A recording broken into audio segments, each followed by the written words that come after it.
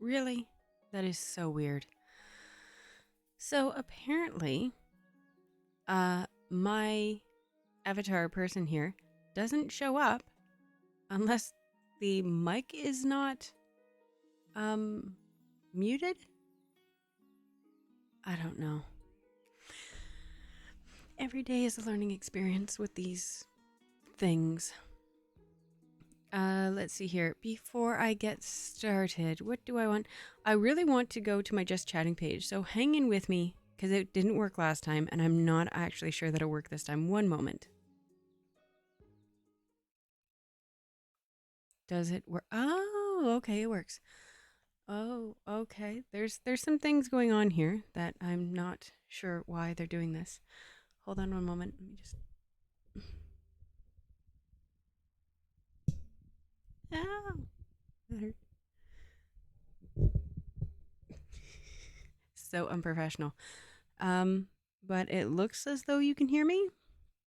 I'll take it. Let me see here. I just want to fix some things.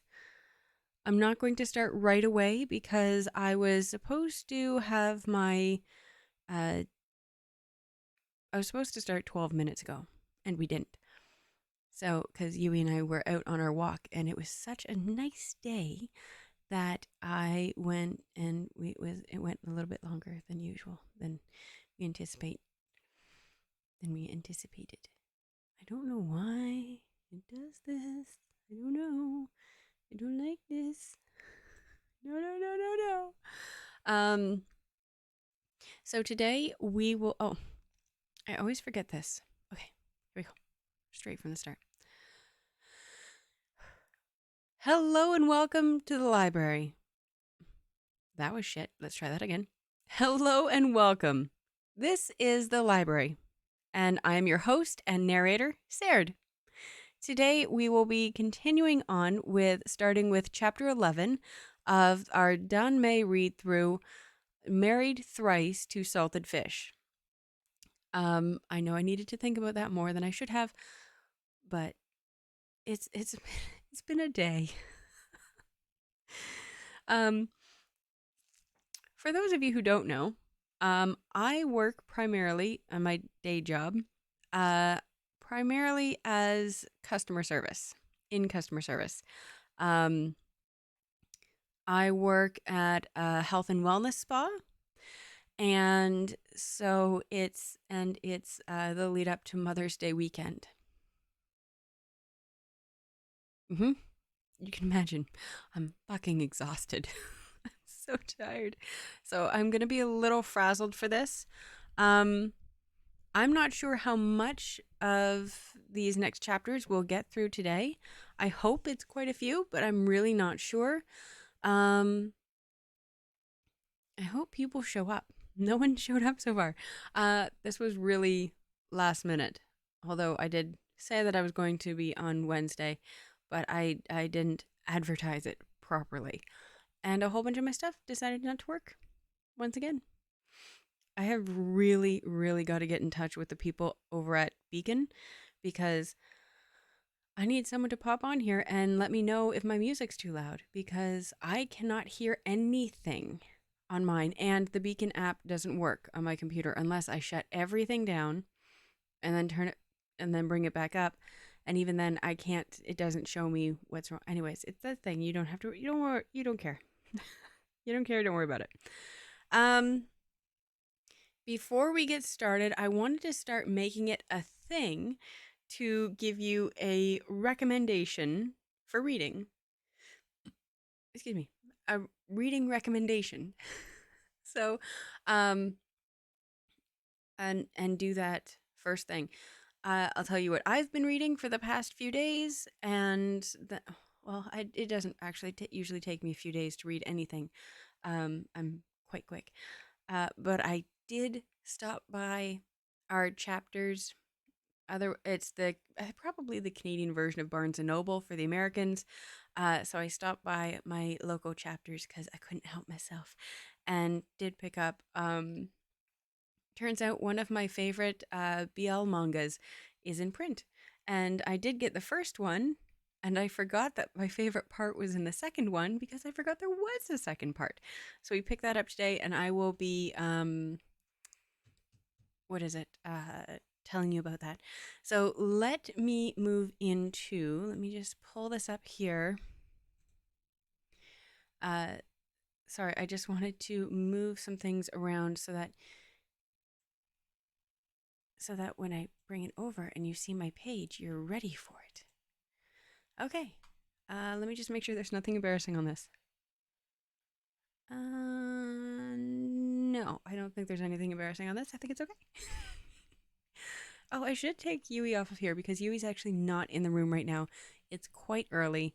And we just got back from our walk and he is not yet tired. So let me go back to our main page.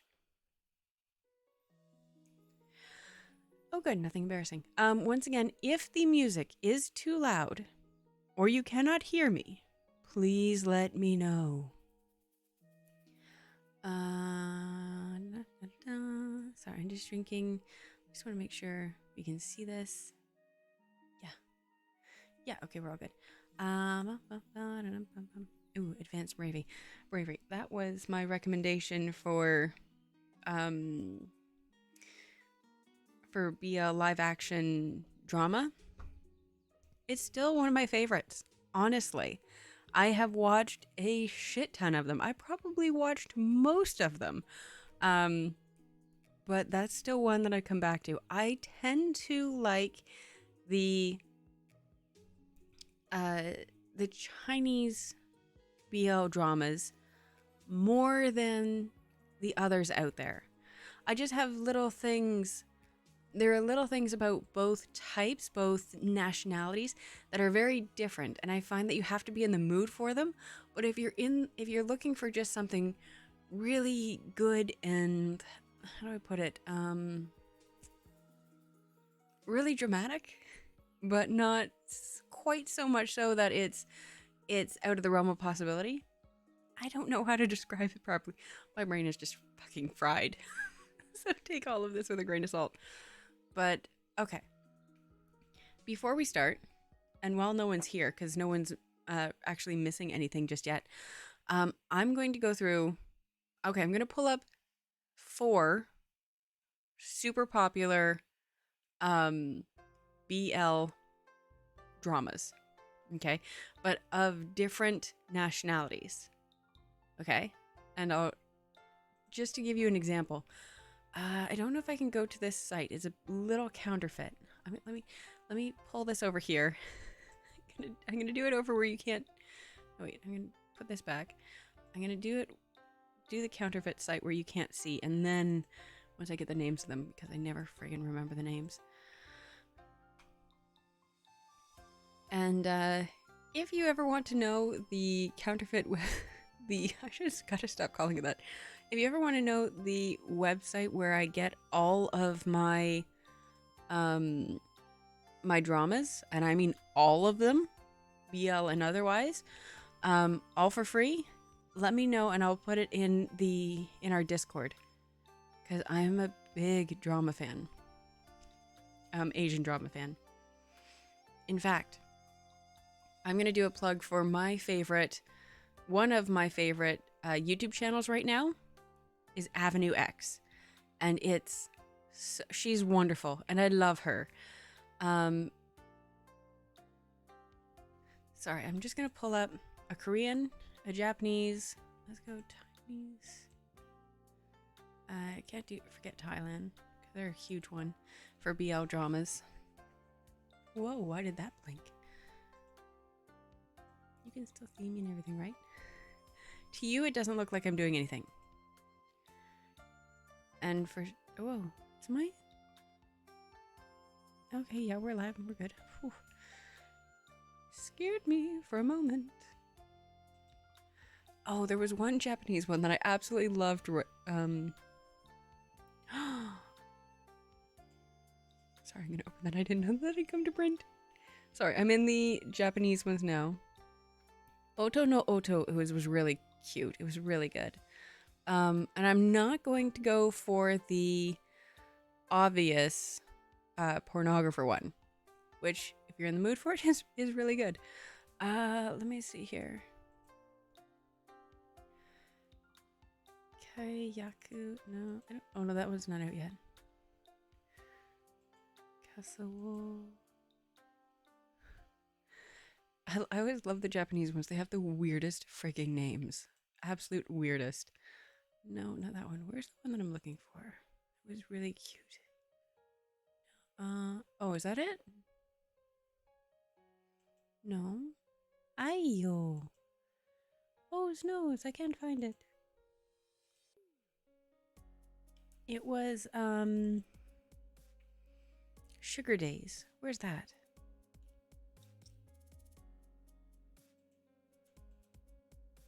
Sugar Days was originally a... Sugar Days is a, fuck it. I'm just gonna go back to talking.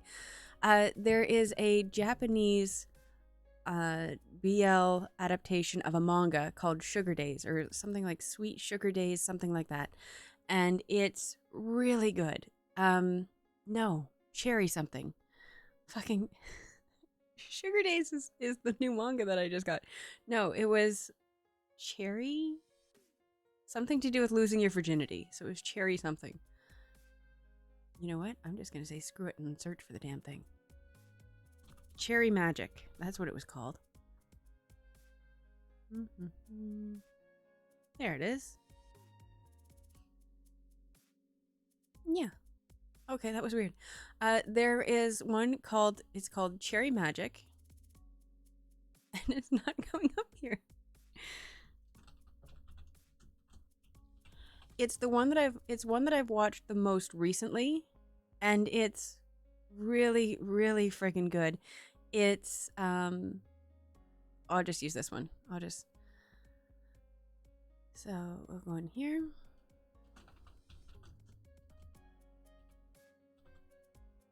This one. They call it a manga series. It's super freaking cute.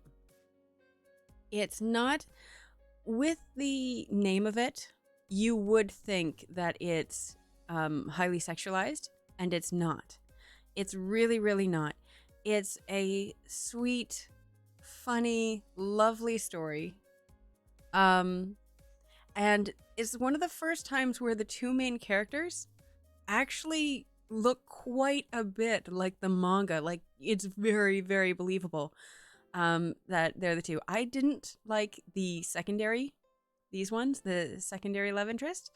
Wasn't a fan, but did love... This guy is the best friend of the main character. He was quite fun when he was serious. When he wasn't serious, it was fucking annoying. But I would very highly recommend, if you like Japanese, if you're more into the Japanese sensibilities where it's everything's more, how do I say, not muted, but a little more internalized, a little softer, not as dramatic, although fucking overly dramatic, and it bugged the shit out of me. Totally took away from it. But this relationship, very sweet. There's no sex in it, which you would expect because it's Japanese and we don't show that shit unless it's, you know, unless we say we're going to. I will save you the trouble now. I don't even think there was a kiss in it. But it was still really, really good. So if you're looking for a Japanese BL, I would recommend Cherry Magic. Yes. The manga's good too, but the way that this was put out was really, really sweet. So for my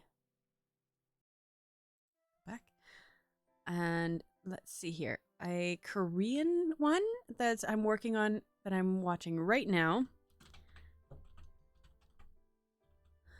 because I absolutely loved the manga. I loved the manga. And if you haven't read this manga, go read it. You're welcome. Yes. This has recently gotten a ta-da!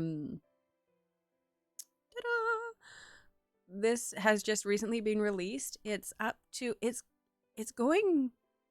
Okay, I want to say hello, Ghost Wanderer. How are you? How is your week? Hope you're well. I'm just going over before we get started because I noticed that some people are running a little late because I was late. So I'm just going over some of my recommendations. If you like BL dramas, which let's face it, who doesn't, right? But this is one if you've not read this manga. Okay, it's Cherry Blossoms After Winter. Do yourself a favor, go read it. Now, that said, it's not my most favoritist ever BL manga to ever come out. That one holds near and dear to my heart. No one ever knows about it. Whenever I go to the fan conventions, do you have art? No, we've never heard about it. So I will go over that. But this is a live action BL or manga adaptation. This one is very, very good because it follows so strictly close to the actual manga. To the point where I was shocked at some of the stuff that is like, okay, you're really showing that. And the one thing that I like is that Korean sensibilities are a lot closer to, and I can't believe I'm going to say that I like this, but they are quite a bit closer to American sensibilities. Okay. So because Korean sensibilities are a lot closer to American, they are not afraid to show the sex or the intimacy or the kissing or the PDA. So that's all included. So when it comes up in the manga, it actually does come up in the adaptation, which is really surprising, especially it coming from someone. If you watch the Japanese and they hint at it, you get more with the Japanese. I find you get more of the actual emotion rather than the physical expression of the emotion. Whereas Chinese, you don't get any of that because we're going to skirt. We're not actually gay. We're just really good friends. So that's how they get around that. But the Koreans, they seem to have, we're going all in for this. So I do recommend it.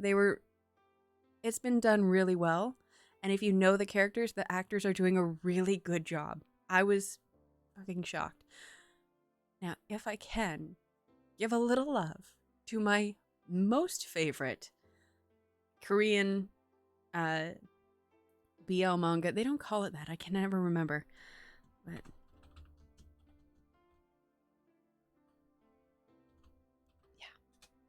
yeah.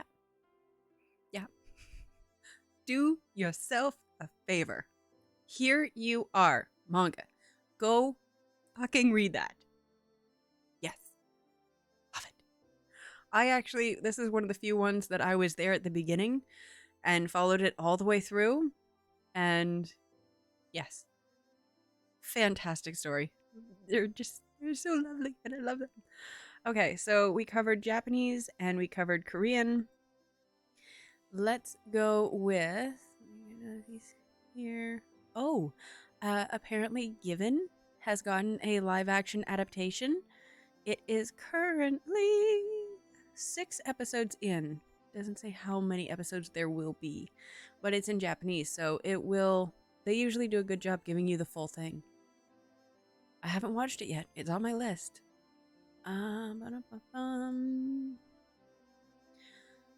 Okay, for the Taiwanese, just want to see. Oh, yes. Okay. So, Taiwanese is one of the ones that I equate to.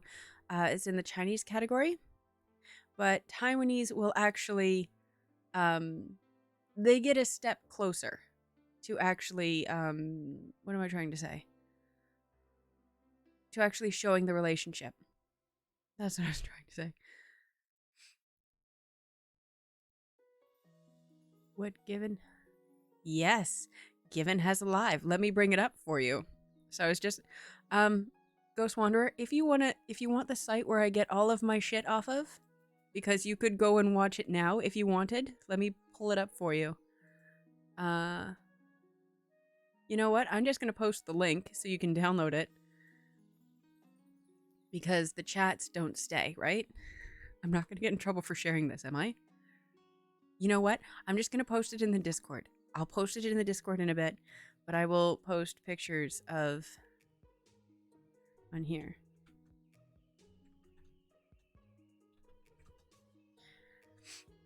Ta-da! Given live. So yeah, so there's 6 episodes so far, and actually while I have you here, shit, I didn't want you to see that. Pull that back up. You didn't see nothing, okay? I will post on Discord just because I don't want to get, I don't want to get in trouble just in case. Okay, let me move this over. Let me just move this over here. I need a third screen, I'm coming to realize. Okay.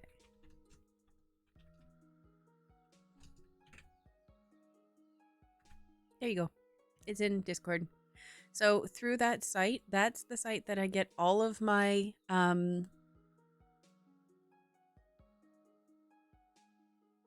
okay. No, it was just my my main screen. It's watch, it's just this. Dervish and Bangs. It's a sign that I made. I used to have a store on Redbubble, and then it got to be too much hassle, so no more Redbubble. But it's a sign that I made. It's a Harry Potter sign because I'm a Potterhead originally. But yeah, so that site that I posted in the Discord, that's where I get all of my my stuff from, my BL5, all of my dramas come on there. So yes, this is the Given Live one. I haven't watched it yet. It is in my repertoire. Let's see. Okay, no, those are the ones. Haven't watched that one yet. Let me just find. I don't know what this one is on. If you don't know, there is an ongoing series called the History series. And it's not so much a series as trying to remember how to spell history for a moment there. It's not so much a series as they're not linked, but they're under the same thread. Okay. This one. This is called History 3, and it's Trapped. Now, don't get it mixed up, because there are 2 History 3s. There's History 1, 2, and 3, and I think 4, and they're like a short story. And then there's History 3 and 4 that are full length, and I mean like full length. This one right here is probably not including, I have to say this, not including, you're very welcome, not including any of the Untamed or any of that. These are I would say, my non-mainstream favorites. This is one of them. This is an incredible story. This guy here, for the first few episodes, will bug the shit out of you. Okay? It just will. It's just casting. He's a great actor, but he does not look like a police officer. Does that look like a police officer to you? No. He looks a bit like a bum. Yes. And he looks very little and wimpy. He doesn't fit. This guy is a mob boss. You can get where I'm going with this. He does look like it. He does. But when you get into it, and this is not a spoiler, I don't think, this guy looks and has acts a lot more flamboyant than this one. So it's a bit of a disconnect, but it's really, really cute in that I know. Think mob boss with a heart of gold. And the police officer everyone discounts kind of thing. So yeah. But in this one that they actually acknowledge the relationship is really, really cute. I won't get into it.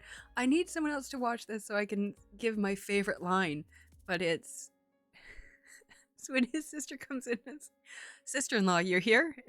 This one, sister-in-law, oh yes, I guess I am. Like, it's so cute.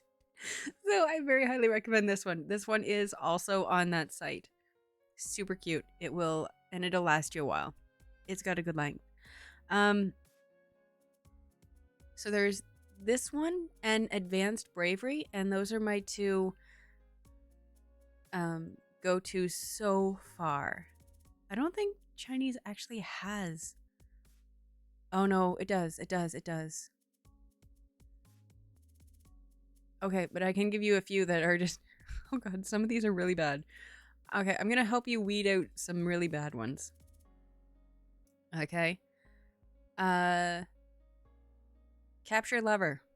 Fucking awful. Here.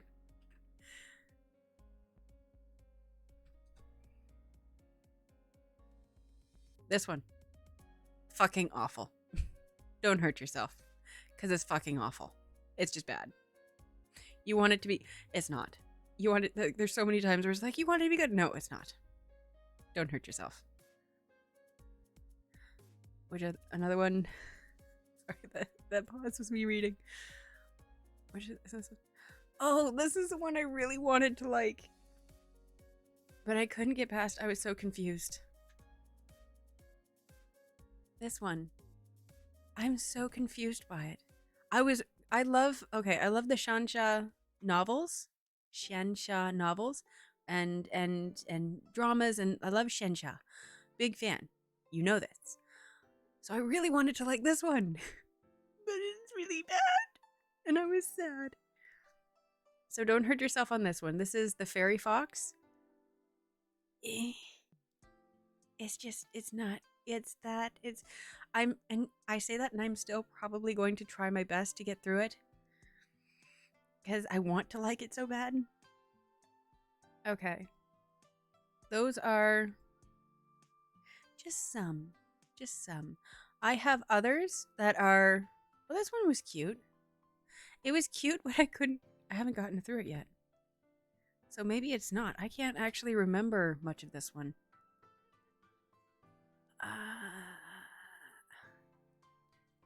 What I remember of this one, this guy comes in. This guy is the son of the president. This guy comes in to help fix the company. This guy wants to act like a little bitch and not follow any orders, and you can't tell me what to do type thing. This guy says, bitch, yes, I can. And yet, he's the uke. And that bothered me.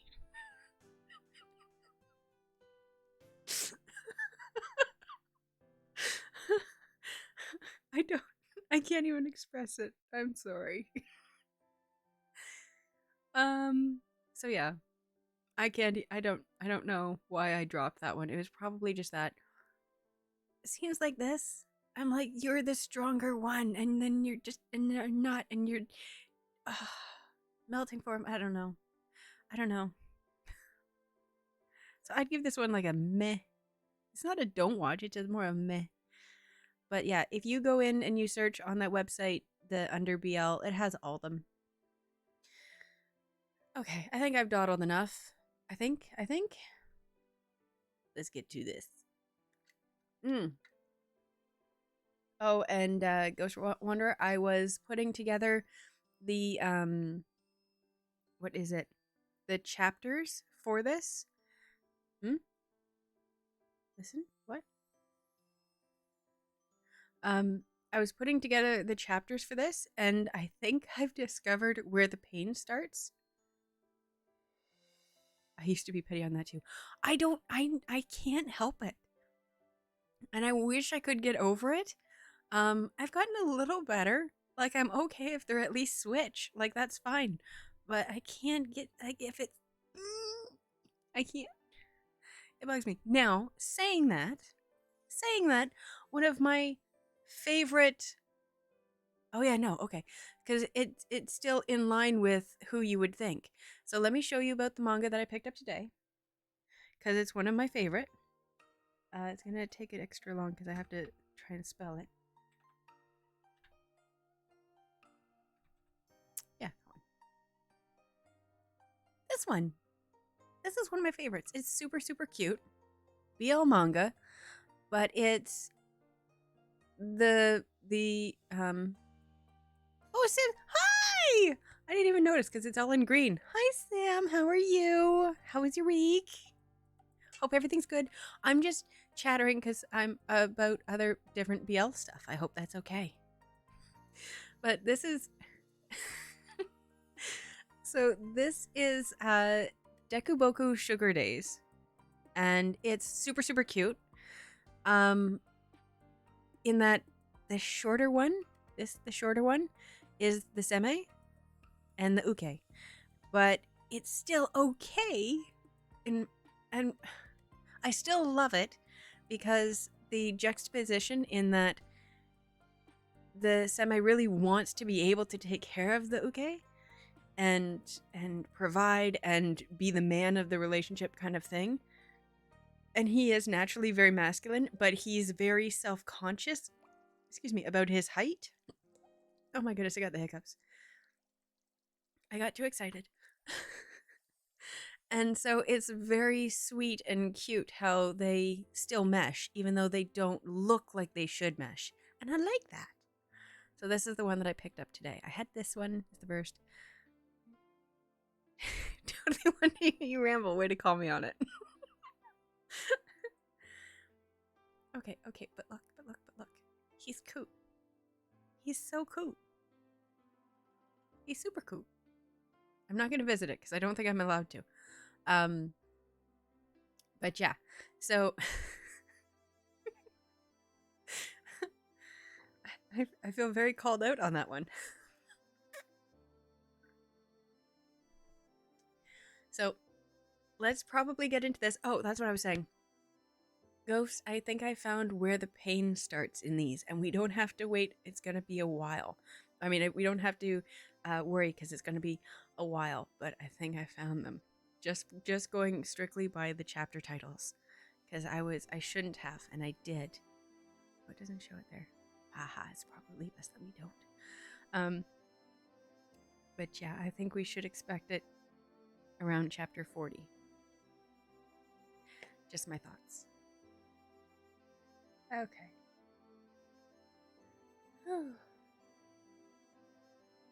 But yeah, if you ever need a recommendation for good live action BL, I have got opinions. You want to know what the chapter title is? Alright, I already know I'm on okay, where am I here? I can't find out where the... Let's go back to the start.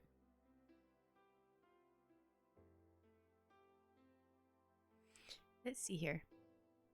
My husband is dead. It's similar. Let's... Actually... Where does the pain start? Here it is. I hope he is always happy. Is it time to start preparing for Zhao?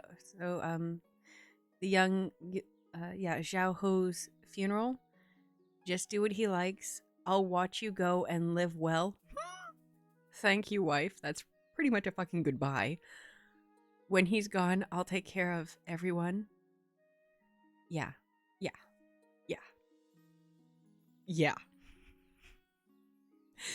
Expect the pain. I know.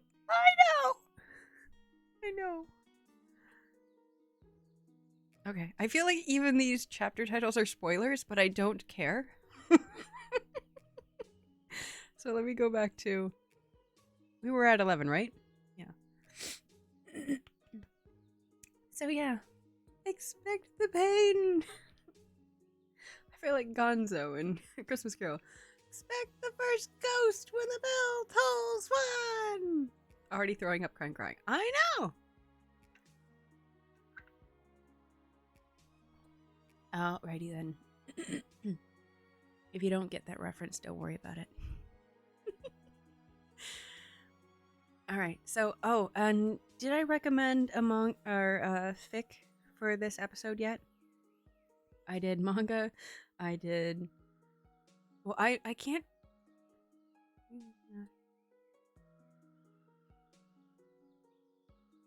I really know what's going on. Well, Sam, Ghost and I got to talking about how this story is going to bring us pain eventually.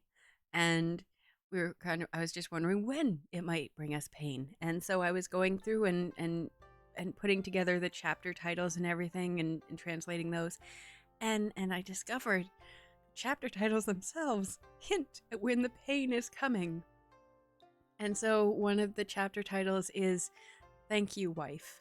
And it sounds like so much like a goodbye that we're going, it's probably that.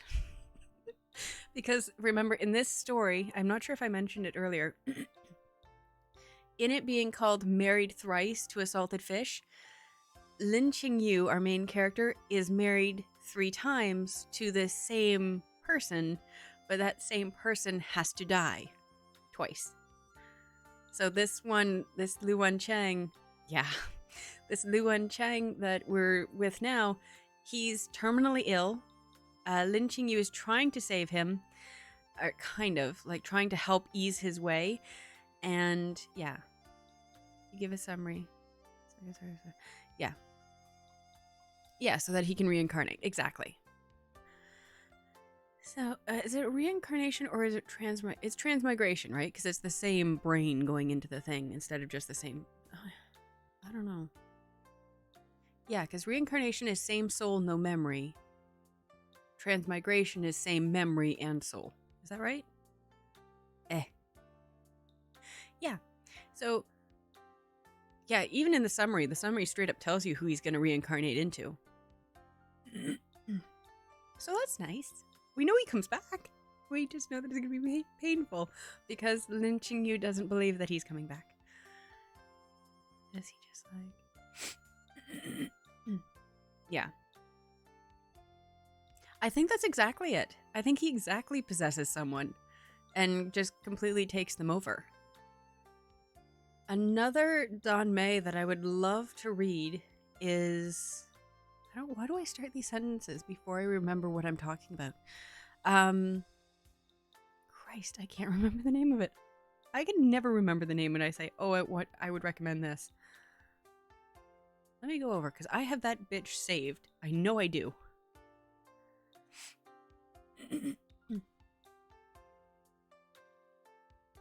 Fun times, fun times. Yeah, it's gonna be fun. We're gonna laugh, we're gonna cry. We're gonna blame me because I didn't think this shit through. I know. I want to recommend another Danmei before we get started. Because I didn't recommend a... Where's my profile? I didn't recommend a fanfic because I'm reading an old fanfic right now that isn't finished.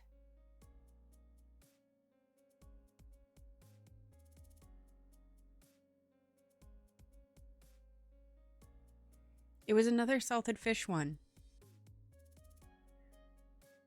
I don't know why. I relate. I relate to salted fish. No. I can't remember it. I don't have it on here.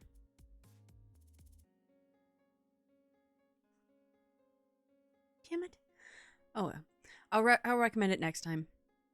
Because it was really good. It's another transmigration one. But when you said possess someone, I'm going, yeah, it is kind of like that. So... Okay, yeah, we're just gonna get started and see how far we get.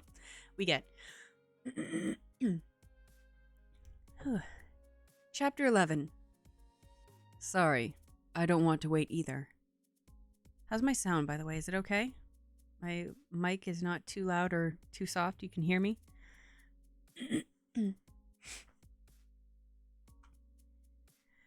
Lin Qingyu knew that the situation was not good when he heard Luan Chang's low cough. Sure enough, after one night, Luan Chang developed a high fever. The servants of the Blue Wind Pavilion may have become accustomed to this. Thank you. Luan Chang's illness has always been something good and sometimes bad. When it was good, he could just barely get out of bed and walk around. When it was bad, he could stay asleep for more than half a month, only waking up once in a while. like the month before the Chongxi. After the Chongxi, Lu Wancheng's body improved. But then, what was his foundation? His illness came like a collapsing mountain. Early the next day, he wouldn't wake up, and an abnormal redness appeared on his pale, handsome face. What the shit just happened? Sorry? My bad. Hua Lu placed the towel soaked in cold water on Lu Wancheng's forehead and said anxiously, Xiaojun, there should be nothing wrong with the young master, right?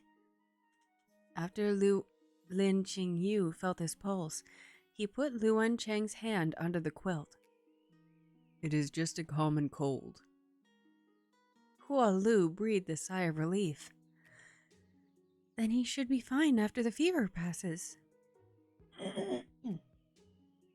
Okay, then he should be fine after the fever passes? Lin Qingyu was unwilling to comment. For normal, healthy people, they won't even need to take medicine for a cold.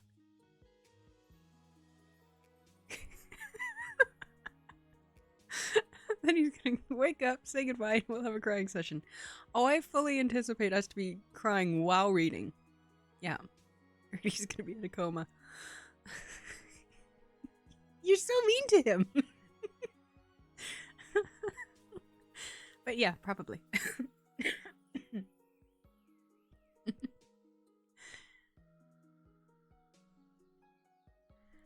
For normal, healthy people, they won't even need to take medicine for a cold. They will be better after a couple of days. But Lu Wancheng's body had been hollowed out by years of illness. The slightest carelessness and a simple cold could turn deadly. How am I mean? Dear God. I'm not coughing, I'm wheezing. But no, it was just the way that I read that is great, he's gonna be in a coma. Then he's gonna wake up, say goodbye, and we'll have a crying session. That's just how I read it. Like really so good. Great, he's gonna be in a coma. Like there's our story. God, could you imagine that? You would have to be a really fucking awesome writer to write that your main character, your main character's in a coma for the entire thing. Go. I'm sure there are stories like that, but I can't imagine it would be terribly thrilling. And no cheating and going into the dream world that he is in while he's in his coma. Those don't count. Yeah, great. Yeah, that's how I read it.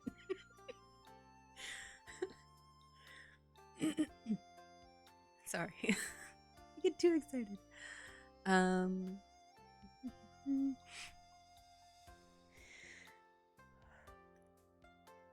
To write a coma story. I won't read it. Don't challenge me to write a coma story. Wasn't that the entire premise of Sword Art Online, the second one?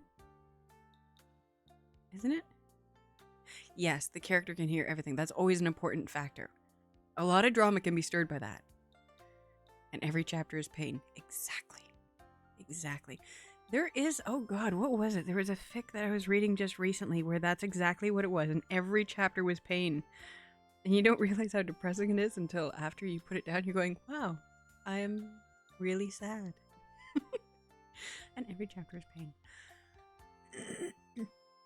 That would be a great title for a biography, wouldn't it?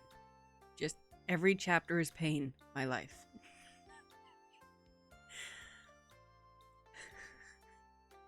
I'm not gonna lie, I'd probably read the shit out of that.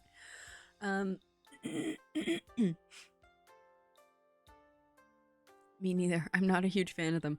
They take a lot out of you. Please. I gotta stop laughing. I'm naming my journal that.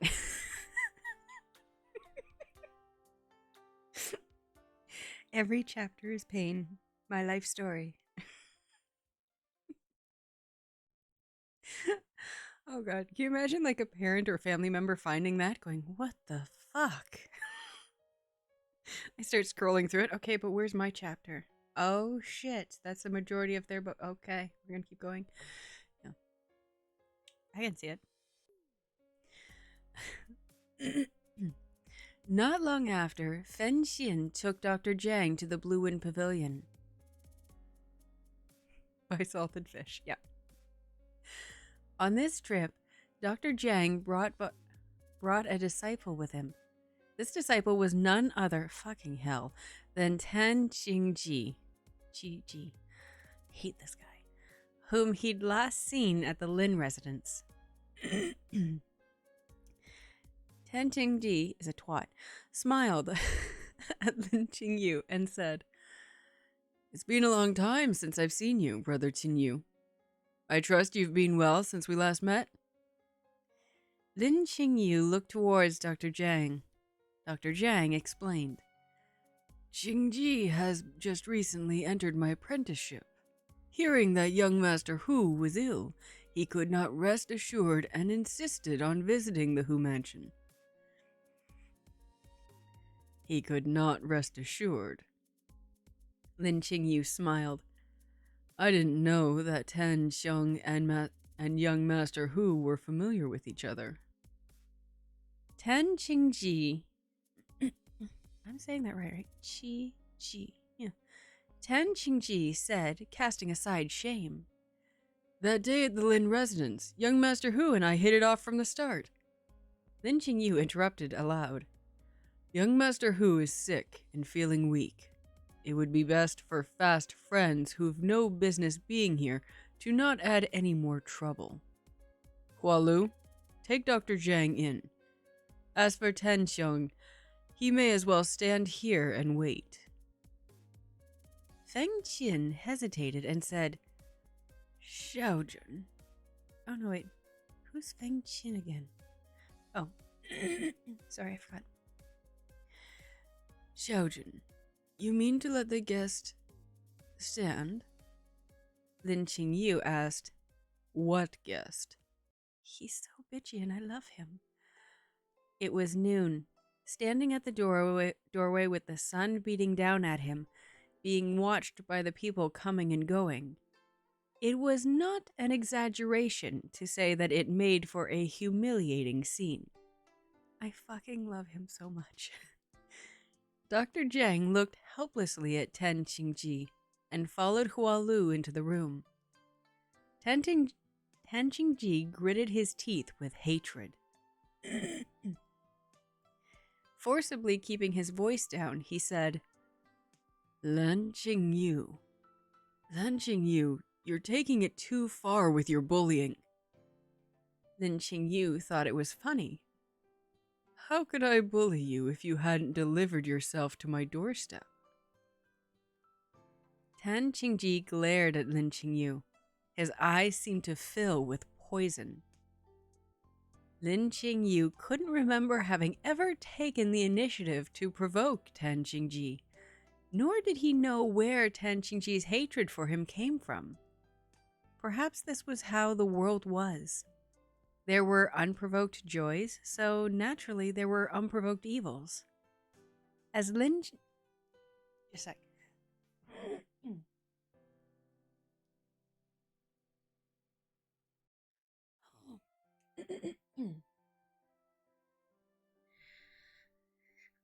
Oh, excuse me.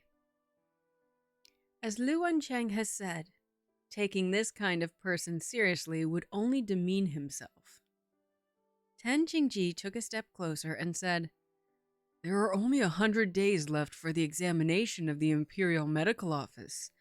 While Lu Wencheng remains alive, you can only stay in the Hu Mansion to take care of him, serve him tea and water, give him medicine, and be a good wife."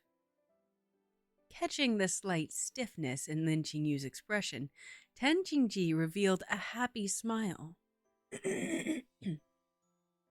I'm so sorry. So what if you're a genius? So what if you hold me down in everything? In the end, isn't it? Lin Qingyu said suddenly, So that's how it is. Ayo, what? Is it my coughing? I don't know why I'm so phlegmy today. It's gross.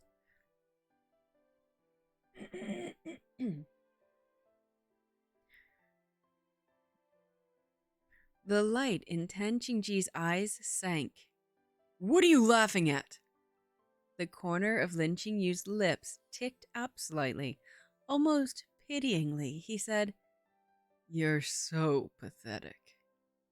You're so pathetic." After that, he no longer looked at Tan Qingji. Luan Cheng has been under Dr. Zhang's care for many years and was very knowledgeable about Luan Cheng's condition. I know, right? He's a bitch, I'm telling you. Not in a good way like Lin Qingyu, just he's a little bitch and we don't like him. He needs to get hit by a carriage. That's not a spoiler. I don't know what happens to him. I'm just saying it should. Lin Qingyu watched as he checked his pulse and came to the same conclusion that it was a cold. Dr. Zhang wrote out a prescription and after a few words of urging, hurriedly left. Dr. Zhang's medicine was nothing more than a commonly used cold medicine, but Lu Wencheng's body was different from that of others. Just a minute.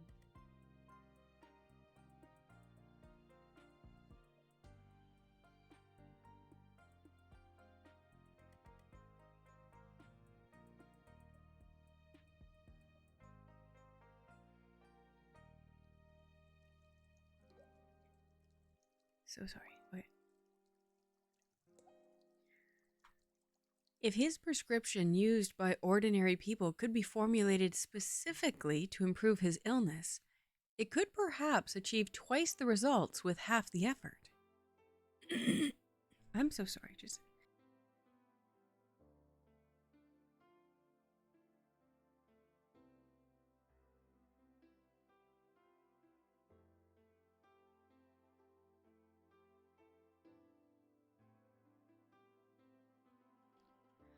Okay. I don't know why my voice is just leaving me today. I don't know.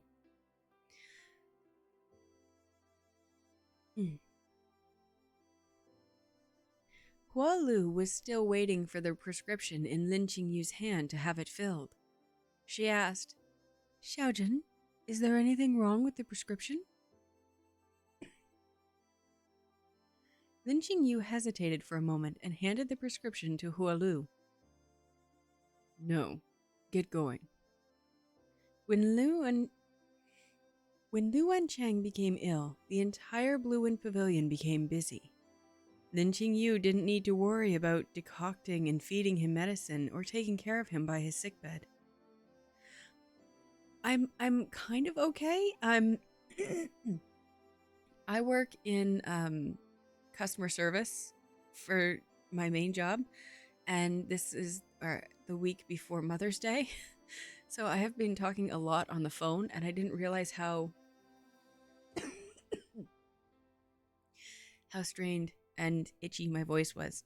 So it's going to be a little gravelly. I apologize.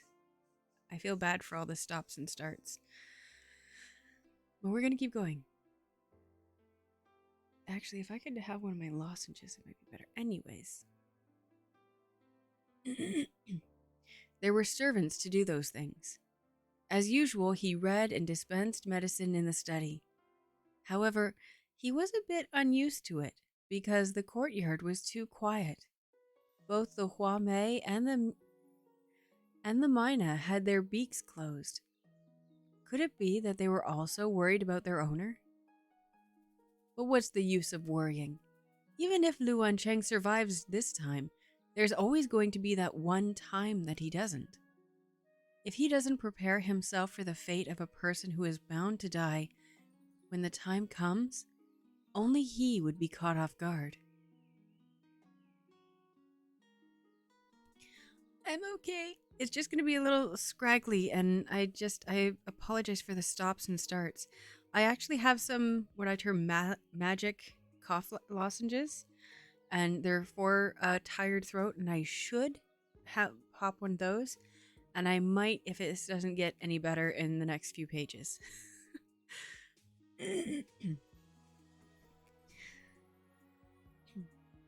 Let's see here. He has almost finished formulating his prescription. The next step was to boil the medicine and make it into pills that were easy to carry and store. Being that it was his first time making a pill of this difficulty, he wanted to do every step himself. Lin Qingyu arrived at the dispensary specially used to make medicine for Lu Wancheng. Inside were several little maids decocting medicinal herbs. Though bustling about, they didn't forget to chat about the behind-the-scenes stories of the mansion. In the past, whenever the young master fell ill, the madam would definitely be the first to come running. There were even times when she would personally take care of the young master's medicinal broth. What's going on? Why hasn't she come yet?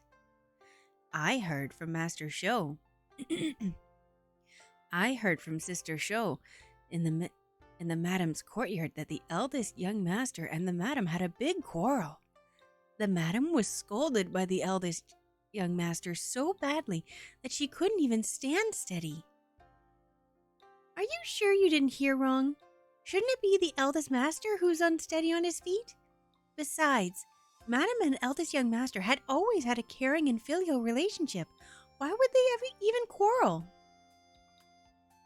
Of course, it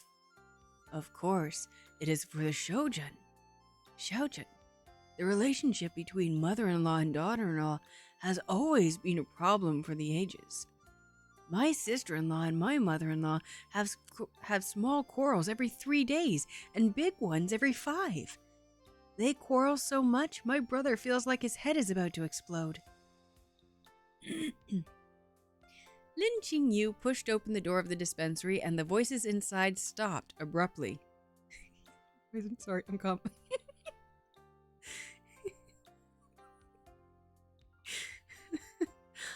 I wish that the chat would shout out the chat. Like, I wish that this program shouted out the chat. It would have been so funny, just all of a sudden, he's been poisoned! Sorry, I'm calm.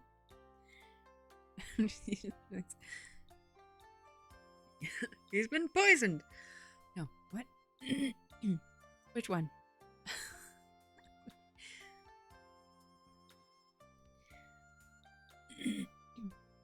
Lin Qingyu pushed open the door of the dispensary and the voices inside stopped abruptly, leaving only the bubbling sounds of the boiling decoction. Lin Qingyu ignored the little maids with fear and trepidation on their faces. He walked straight to the stove, and as though he hadn't heard anything at all.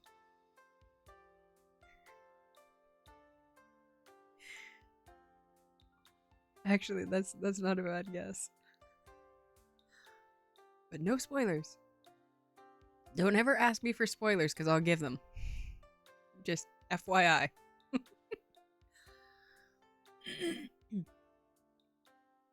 After returning, Lin Qingyu called Hua Tong and instructed, "Go to Lang Shi's courtyard and get the ledger for this month."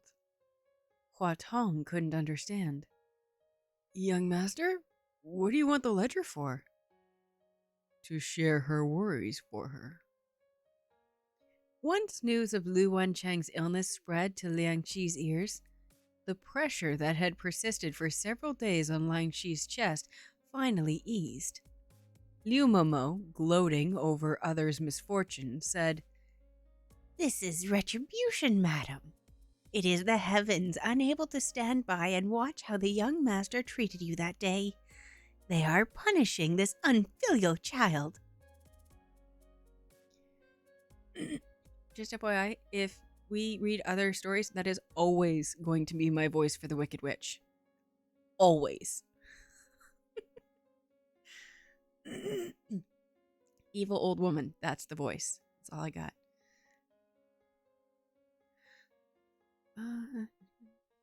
Liang Shi recalled the things that had happened that day, and a lingering fear remained in her heart. No matter, since Lin Shi can't save him, Then just let him be. At this moment, a maid came in and said that the Huan Tong of the Blue Wind Pavilion had arrived. Lin Shi's dowry page? Yeah, Liang Shi's brows furrowed slightly. What is he here for? He came to get this month's account book. He says that Xiaojun wishes to share the madam's worries. Liang Shi's chest rose and fell upon hearing these words. He really said that? Madam, did you hear that? Madam, did you hear that? Liu Momo's teeth itched with hatred. Now you can no longer just let matters be. Xiaojun is clearly out to seize power from you. You can't just sit back and wait for death. Liang Shi said irritably, But what can I do? In the beginning, it is true that I said I wanted Lin Shi to take charge of the household. Who would have thought that Lin Shi would be so capable? Liu Momo cast her eyes around and waved away the servants. She leaned into Liang Shi's ear and said, Why not do this? No, Liang Shi said, voice deep. Yu Wencheng already warned me. I'm worried that he'll find out. Isn't young Master Hu sick right now? It's hard to say whether you can survive this. Besides, have you forgotten that what the second young lady has said? So long as reason is on your side, Master Hu will side with you. You have nothing to be afraid of. Seeing that the Liang Shi was still undecided, Liu Momo added, Even if you don't consider this for yourself, you have to think about the second young lady and the third young master. Is it possible that you really want a widow to take charge of the Hu mansion? Nantou, Xiaosheng. Liang Shi silently recited the names of her two children and composed herself. Liu Momo, please send the account books to the Blue Wind Pavilion. Liu Momo grinned from ear to ear. This servant will go now. After Lin Qingyu got the ledger, he called Zhang Xinkong. Hey? What the hell was that? Oh. Okay. Wasn't expecting that.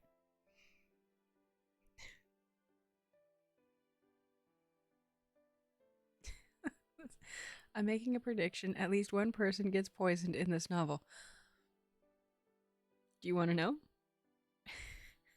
Do you actually want to know? Okay, I'll tell you. Not who. I'll tell you this. Oh my god. I'll tell you this. It's a focal point of the story. And I don't know how to word this. There are two different ways to word this. Okay, I'm going to go with both of them. Poison is Lin Qingyu's weapon of choice. And it turns Liu Wencheng on.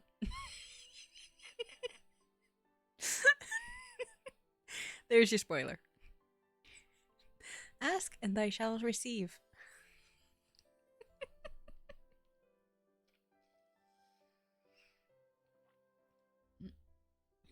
Oh, but remember, stop.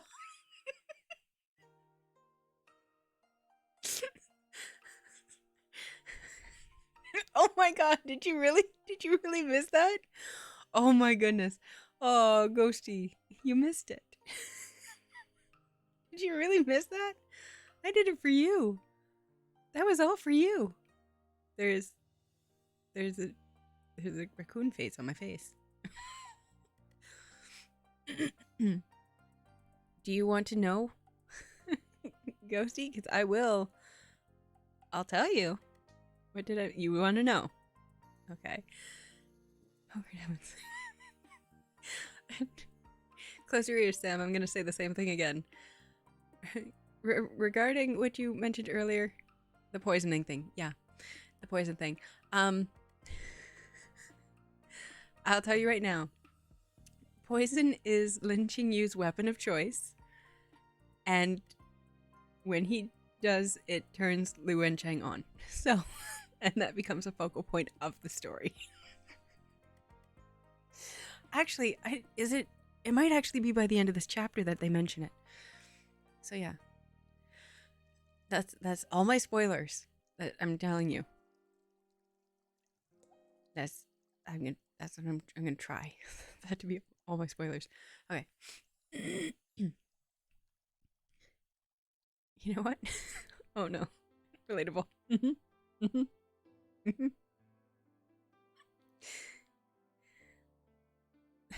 That is whore. No, I like that is whore better.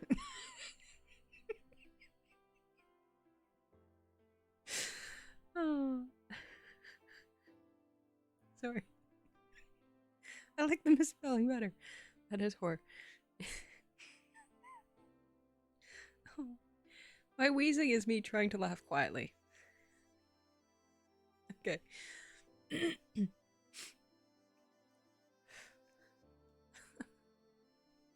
After Lin Qingyu got the ledger, he called Zhang Shichan, and asked him to check carefully for anything wrong. After looking through it, Zhang Shishang said, I always love those conversations where if anyone were to randomly walk into the room and ask, what are you laughing at? And then you have to explain that. And just imagining the looks that you would get.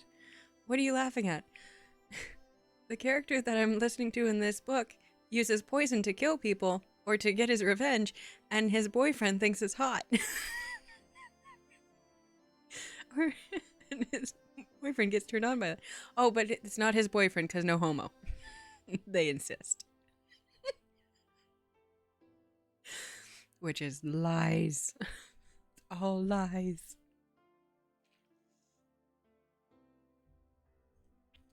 I'm off on my tangent.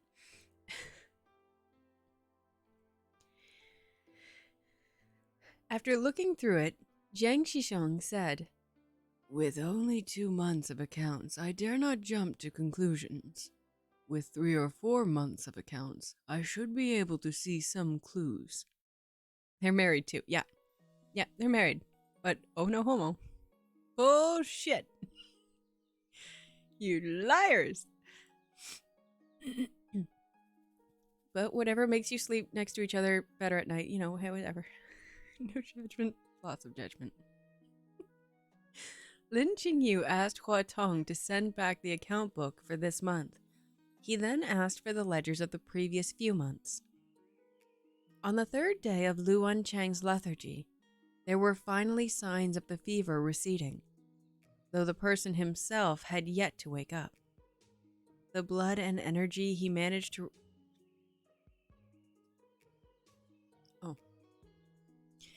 The blood and energy he managed to rise during this period was also all used up. He lay quietly on the bed, his eyes closed tightly. He had wasted away, and his bones were sticking out. He was like a candle struggling in the wind. It really made people who cared about him endlessly anxious. Hua Lu fed Lu Wencheng the medical decoction. Okay, we need to stop joking about them like that. They're obviously just 2 good guy friends. Yeah. Yeah, okay, let's go with that. Sure. So far, yeah. Until they start kissing, and then they start... If they start kissing and still say, I'm not gay, I'm gonna fucking throw hands. Like, seriously. A fight. Mm-hmm.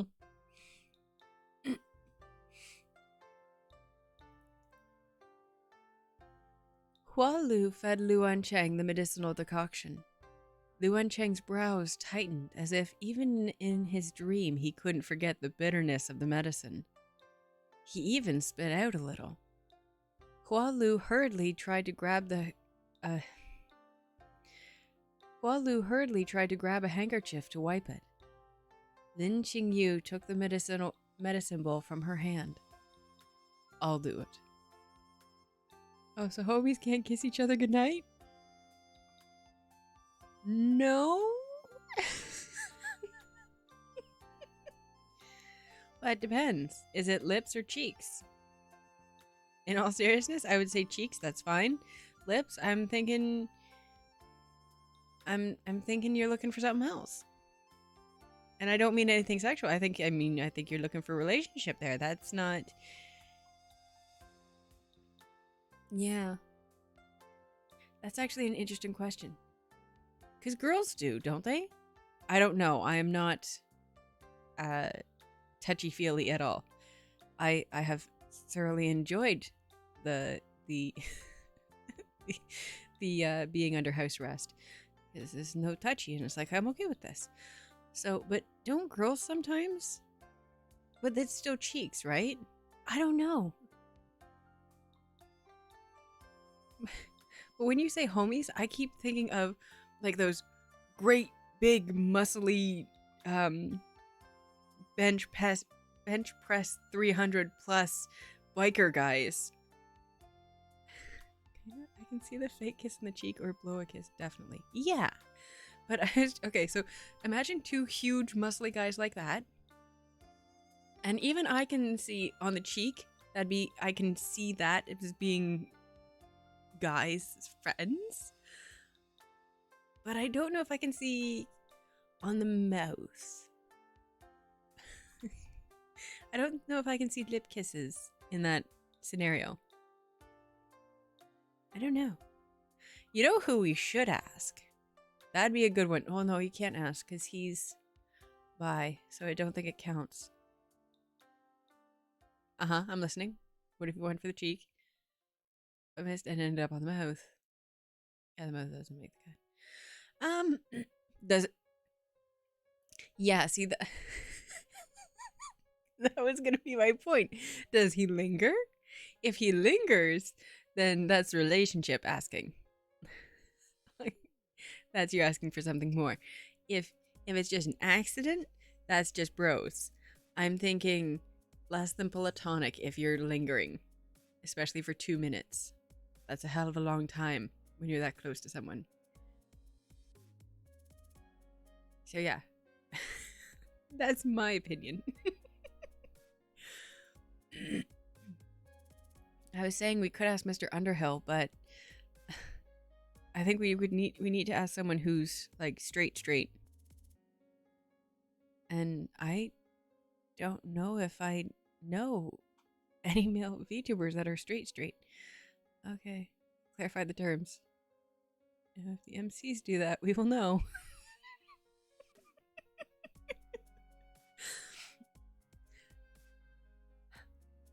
And the thing is that the two of them together are so fucking cute. We're gonna get to some good parts here.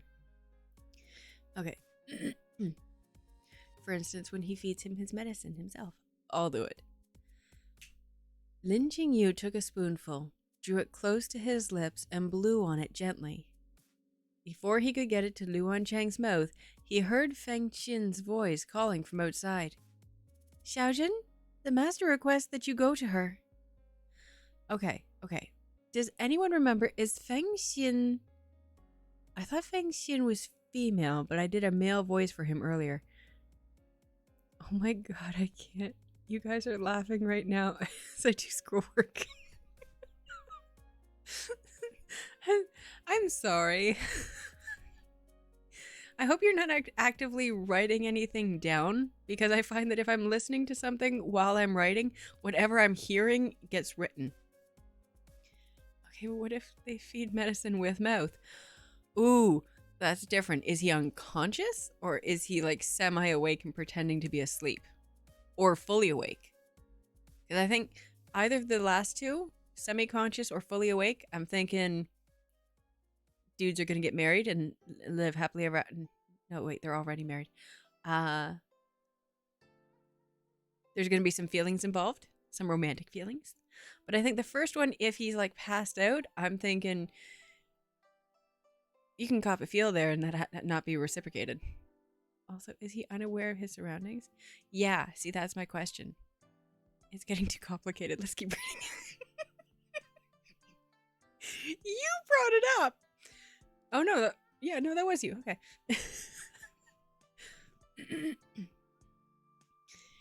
Okay. I can't remember if Feng Xin is male or female. I'm thinking because they're part of the compound that they'll be female, but I used a male voice earlier. And Feng, I'm pretty sure, is female title. I'm going to go with female, older female for this. Although I think it's a male. I don't know. It's why it's funny.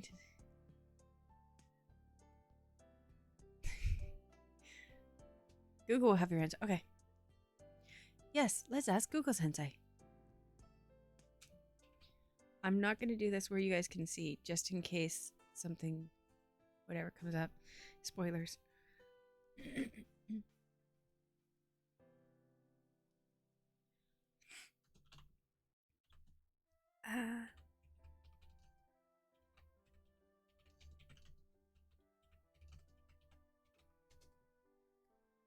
Oh, no shit. There's a manga?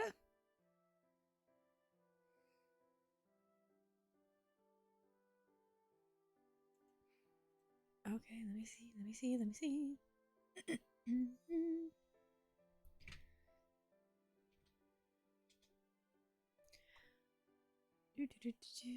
The maid servant who walked in front was Feng Xin. Okay, maid servant. Oh shit, that's a bad sight. Let me get off that. Like Kaspersky's going nuts. Wait, really? What? Wait, really? Yes, apparently. I thought Feng Xin, because Feng, I'm fairly certain, is a title. As in almost like a lady's maid, I think. So I think so. Wait, really? Like it's a tier of maid. So like there's ladies' maids and courtly maids and those kind of things. And I think Feng, from what I remember from The Wife is First, also a really good Danmei. Oh, you mean the manga? Yes, there is apparently a Married Thrice to Salted Fish manga. I'm not sure if it's out now or coming out. I'm assuming that's what you meant. Married Thrice to Salted Fish manga. Is there such a thing?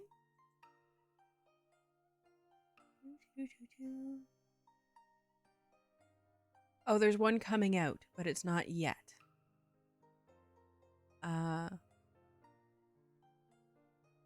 Ooh. It doesn't say when. It doesn't say when it's coming out, just that it's on the docket to come out. This was... Yeah, and it was announced February 13th of this year. So I don't know. Cool, yeah.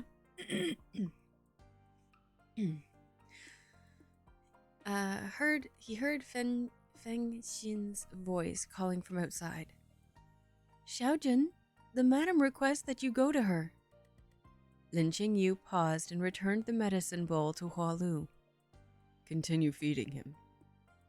Lin Qingyu arrived at the front hall. Liang Shi was still sitting in her seat as mistress. Liu Momo stayed to one side. There was also an unfamiliar middle-aged man standing in the hall, a worried expression on his face. Liang Shi asked, insincerely courteous, Has Wen Qi gotten better? Lin Qingyu said, Madam, just tell me if you have something to say. Fuck, I love him. Liang Shi lost a little control over her feelings. This is the accountant of the Hu Mansion, Master Wang. Master Wang bowed and saluted. Greetings, Xiaojun.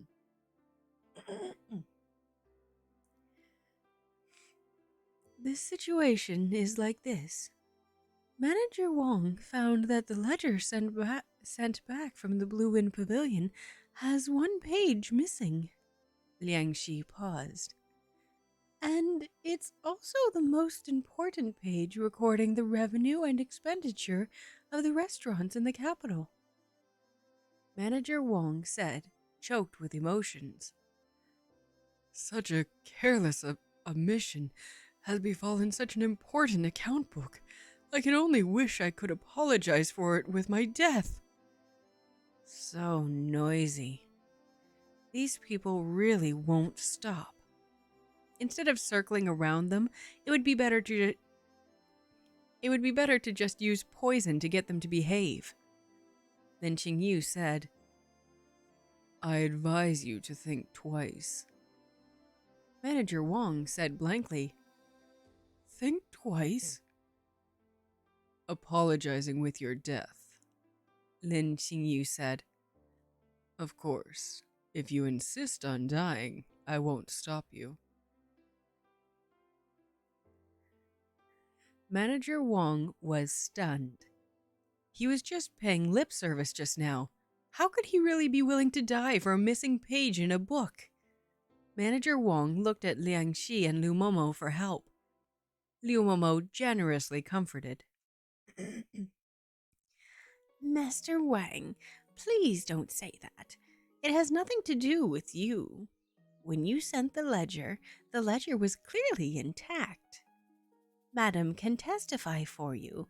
It was when Hua Tong sent back the ledger that there was a single page missing. Lin Qingyu quietly watched their act. Liang Shi felt apprehensive with the way he was looking at her. She smiled and said, Qingyu, you are the manager of the household. Careless slips are inevitable. Pay attention next time. It's just that missing page has to be retrieved. Otherwise, the accounts are going to be messy. Why don't you go back to the Blue Wind Pavilion to look for it? Then Qingyu nodded. Fine. Then Qingyu returned to the Blue Wind Pavilion. Hearing a burst of laughter outside the house, he couldn't help but sneer while feeling relieved at the same time. Joking and laughing with the maids as soon as he wakes up. Someone's life is pretty hard. As soon as he entered the room, he met Lu Wanchang's gaze, as if Lu Wanchang had been looking at the door all this time. Lu Wanchang let out a couple of coughs. Voice hoarse, he said, You're back? How do you feel? It feels like I'm sick, and then I'm alive again. I'm sick again, and I'm alive again. Lin Qingyu lost his expression. You have so much energy. Drink your medicine yourself. Stop having others always feed you. Liu Wanchang laughed and said, I didn't have you feed me. Why so fierce again? Lin Qingyu closed his eyes slightly and calmed down. There had been too many idiots these past few days. He must have been affected, and he found his temper hard to restrain. I didn't want to be angry with you.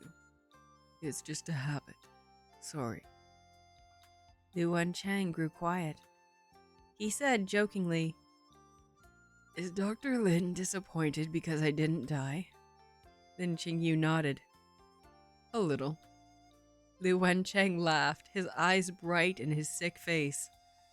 Sorry, it wasn't my idea either.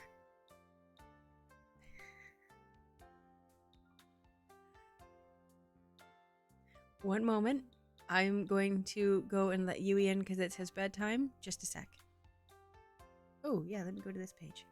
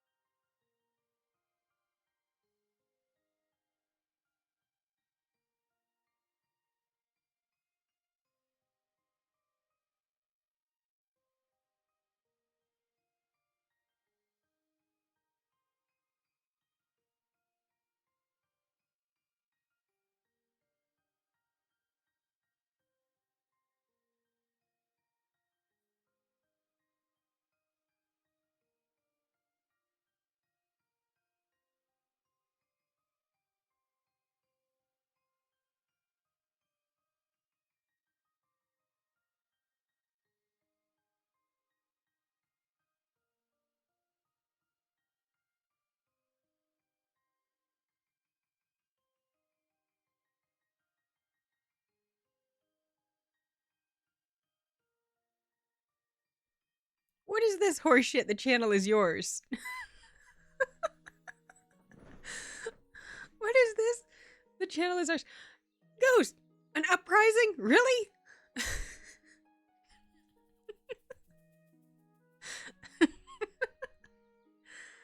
Aw, thank you.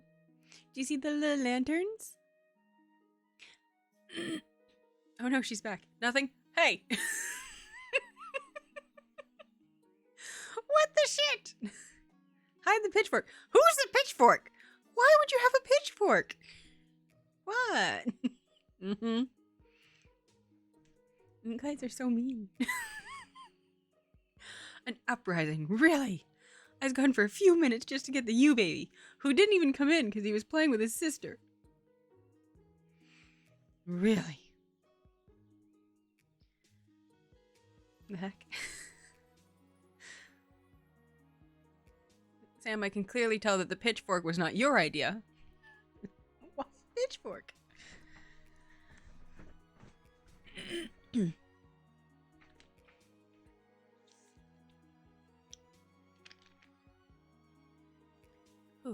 I had to get one of my magic lozenges in the hopes that I can keep going.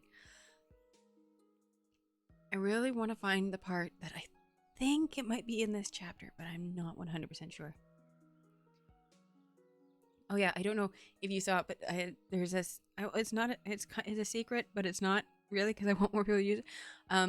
You saw those lanterns earlier.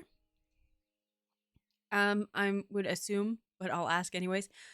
Have either of you read or seen or know of Heaven Official's Blessing? The 3,000 lanterns. So, oh shit, was that a spoiler? Hope not. So every time love comes up in the chat, the lanterns appear. And when I have it so that when I start to get subscribers and all of that, see, there they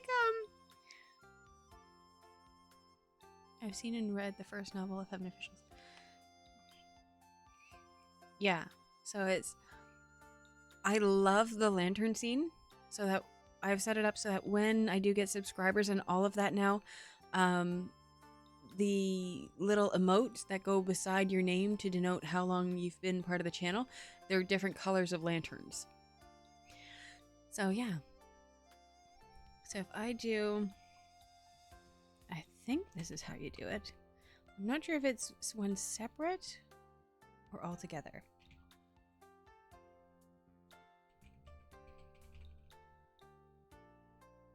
Yay. I'm not sure. I'm just going to spam the chat real quick. I want to see. I love you in this chat. Thank you. Let's see how many lanterns I get with this. All the lanterns.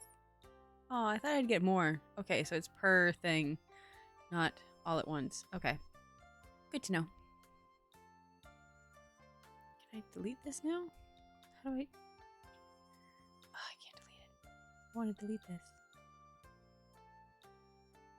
And purge, delete. Shit, did I just delete me? Okay, I'm just gonna not touch things because I don't know how it works. Anyway, so Yui should be coming back in just a moment. I'm not sure how long he'll be, but he was reluctant to come upstairs, and that usually means he has to use the bathroom. I love them. They're so cute. So pretty.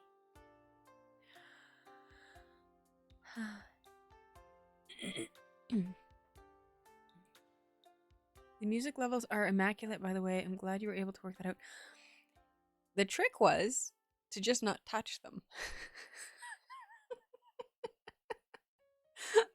I have had such a hard time with figuring out the music and being too loud, and I personally, in mine, I can't hear anything. But in going back and watching the videos, I know that it gets crazy loud on your end. So I guess we got it okay the last time we were on, so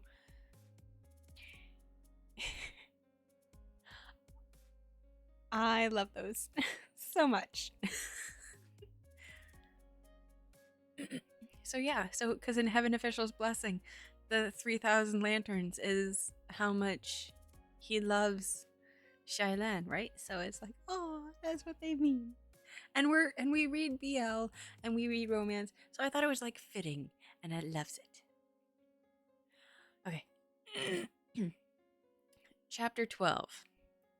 Qingyu. Lin Qingyu didn't know what Luan Cheng was apologizing to him for. Because he didn't die? Because he didn't try to die before the Imperial Medical Office examination? There was still more than 3 months before the exam. If Luan Cheng passed away during that period, he would have the opportunity to take the exam. He should be hoping that Luan Cheng dies soon, just as he had when he had first married him. Luan Cheng hadn't known about the Chengxi, and he wasn't going to attack an innocent person. And he wasn't going to attack innocent people. He just needed to be patient and wait for his lamp to run out of oil. What has he been doing these days? He got the prescription from his father and worked hard to improve, dispense, and make the medicine. Though it was true that this was his hobby, could it be that he really had no intention of saving the other? Absolutely, I fucking can. You just fucking, you wait. You wait. Let me show you the baby. Oh my goodness. Oh my goodness. For those who are listening, I was just asked to post a picture of Yui on the Discord. So naturally, my response is fucking yes. Yes. Let me. Okay, I've got a sleeping baby. We'll do the sleeping baby. And what else we got? We got Perfect Baby and his asshole sister. We got Car Sick Baby. Oh, we got Standing Baby. Let's see here.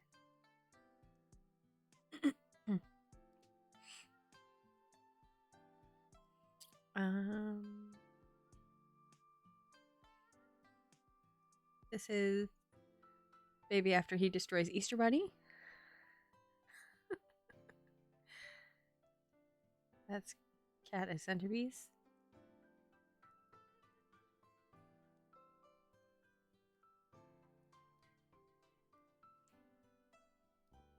Is again him and his asshole sister.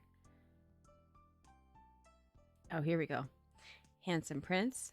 Handsome Prince begging for food. Sleepy Handsome Prince. Oh, and then one of the cutest videos you'll ever see. We'll do those. Oh, they're too powerful. Oh, god damn you. We're pausing. I'll do one at a time. I don't give a shit. We're pausing this so I can send pictures of Yui into the Discord. I thought I had one before that. Nope.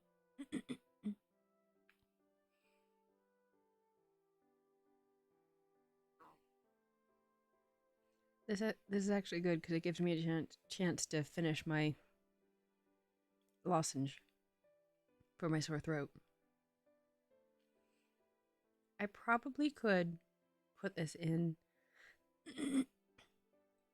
be right back mode, but I'm not gonna because I'm right here. Here we go. Handsome Prince smiling at camera.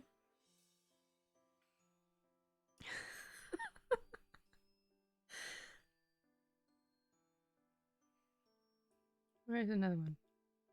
Oh, I want to put that video. Yui actually has his own this video. Oh, I can't put that one. Please, your iPad. I don't know why I can't put videos. What the shit? It's only a minute long. You arseholes. But Yui actually has his own Instagram page where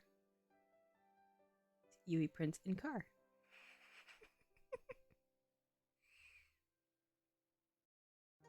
That's him in his car seat. Okay.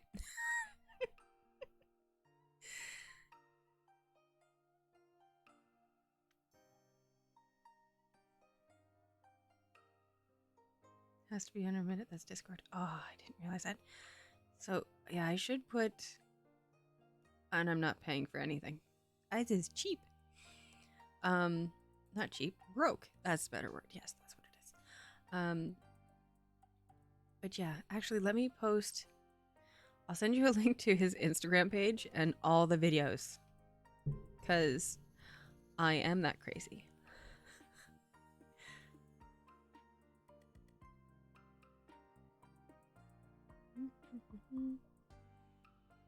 And if you want to chuckle and you want to see him, let's see here.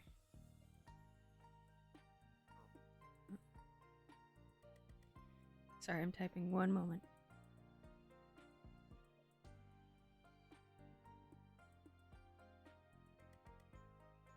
There. That in Discord, that's his Instagram. And if you want his, my coworker's favorite video of him right now is the first video that I have posted. It's one of the most recent. And it's him with his asshole sister. And you'll see in the video. She's an asshole. He's a perfect baby angel prince.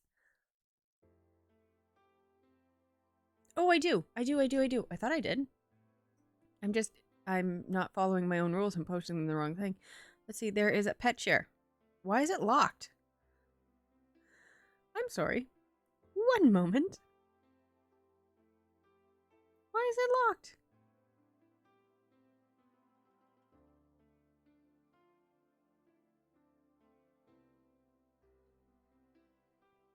Those members of you, yes.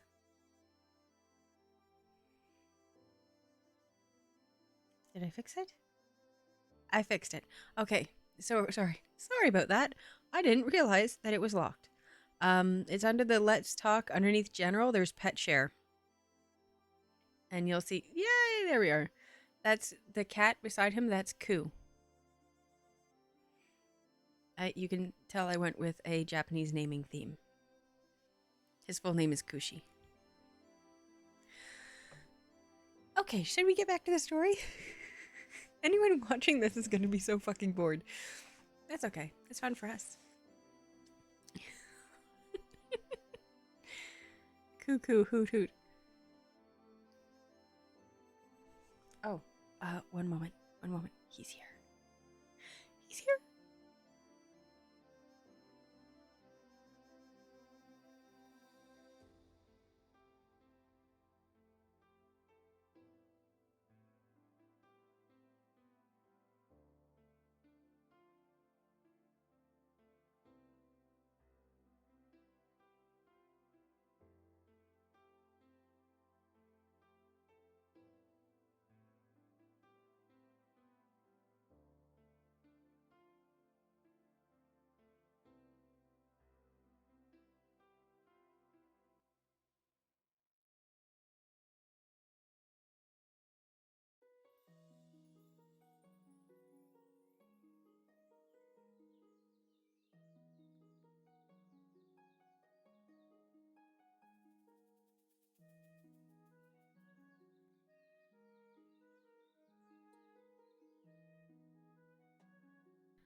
So sorry, Sam. You don't get to hear all the things.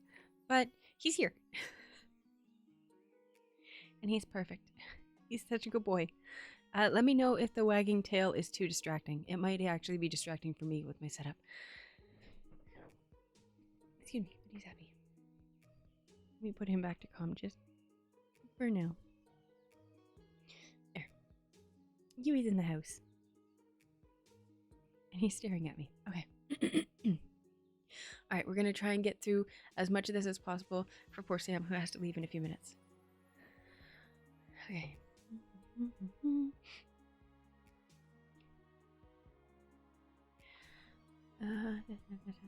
Lu Wancheng hadn't known about the Chengxi, and he wasn't going to attack innocent people. He just needed to be patient and wait for his lamp to run out of oil. But what had he been doing these days? He got the prescription from his father and worked hard to improve, dispense, and make the medicine. Though it was true that this was his hobby, could it be that he really had no intention of saving the other? This can't even be called saving. At best, it would enable Lu Wencheng to struggle at death's door for another 6 months. Since Lu Wencheng didn't care whether he lived or died, what difference was there whether he had these 6 months or not? If you really want to die so much, then just... Lin Qingyu's throat moved slightly and did not finish what he was going to say. Lu Wencheng seemed to have guessed what he was thinking and said, half lie, half truth. No way, Dr. Lin. Those who commit suicide will go to hell. Not only can you never reincarnate, but you'll also be enslaved by ghosts to do hard labor every day. You won't even get a moment's rest. You know me. I'm not afraid of death, but I am afraid of tiredness. Lin Qingyu snorted coldly. What complete nonsense. Lu Wencheng had woken up, but his body was still extremely weak. Just after saying a few words, his face was already turning deathly pale. Except for liquid food, he vomited whatever else he ate. He subsisted on light rice porridge every day. He couldn't even have the tiniest bit of fish or meat. I know, right? It's like, well, I don't really mind death, but I really don't want to have to struggle for anything. Not long ago, Huan Tong, following his instructions, brought a lot of novels from the bookstore on Yangxin Street. Whenever he was awake, he would be leaning against a soft pillow as he read those novels. Fuck, that sounds like an ideal life. At night, before going to bed, he would half-force Lin Qingyu into listening to him read a story until he himself trailed off and drifted to sleep. Yes, this would be very good. Thank you. Yes, please. On this day, Lu Wencheng was reading a novel when he saw the servants of the Blue Wind Pavilion rummaging through the cabinets in the room. He asked, "What are they doing?" Then Qingyu said, "Looking for something." "Of course I know they're looking for something. I'm not blind. What are they looking for?" Then Qingyu said, "The lost ledger." When recuperating, one must avoid being laden down with worries. Lin Qingyu hadn't planned on telling Lu Wencheng about the account book. But after thinking about it, Lu Wencheng didn't even care about his life or death. He probably wouldn't even spare a thought over this trivial matter. He couldn't help being a little curious. Was there anything that could move Lu Wencheng into caring? Yes, you. Lin Qingyu briefly recounted what had happened the day before yesterday. Lu Wencheng's reaction was much bigger than he had expected. There was even a hint of piercing coldness in his eyes. If you don't court death, you won't die. Why is it that some people just can't understand? Lu Wencheng pondered for a moment, then raised his lips in a slight smile. Dr. Lin, this is a good time for you to fight for your inheritance. Hearing this, Lin Qingyu knew that Lu Wencheng had the same idea as he did. I know, he said. Otherwise, why do you think I'm letting them look for a non-existent ledger? Lu Wencheng sighed. Haven't I said it before? We get along really well. How about recreate a bond? A bond as sworn brothers? Brothers from different fathers? No. Lu Wencheng was sent coughing from shock. But why? I've already created one bond with you. I don't intend to have another, then Qingyu said indifferently. Besides, I, for one, don't think I get along very well with you. Lu Wencheng was hit hard and whispered, I just want to hear you call me Wang Chenggaga. Why is that so hard? The servants rummaged through the Blue Wind Pavilion, but they found no trace of the ledger. Lin Qingyu relayed this to Liang Shi. Manager Wang suddenly looked as though the sky had collapsed. Oh, what am I to do? Those ledgers are confidential. There's only one copy of that account. There's no copy of that page. If something were to go wrong in the future... Liang Shi, too, wore a worried frown. She repeated firmly to Lin Qingyu, Are you sure you searched every part of the Blue Wind Pavilion? Maybe the servants didn't look carefully? They've searched high and low. The ledger is indeed not in the Blue Wind Pavilion. Liu Momo could finally raise her eyebrows and sigh. Losing such an important thing. Not only has Xiaojun betrayed the madam's trust, but according to the rules of the Hu Mansion, you must be made to reflect on your actions in the ancestral hall. Lin Qingyu said, How can the madam be sure that the ledger was lost in the Blue Wind Pavilion? Liu Momo rushed to speak.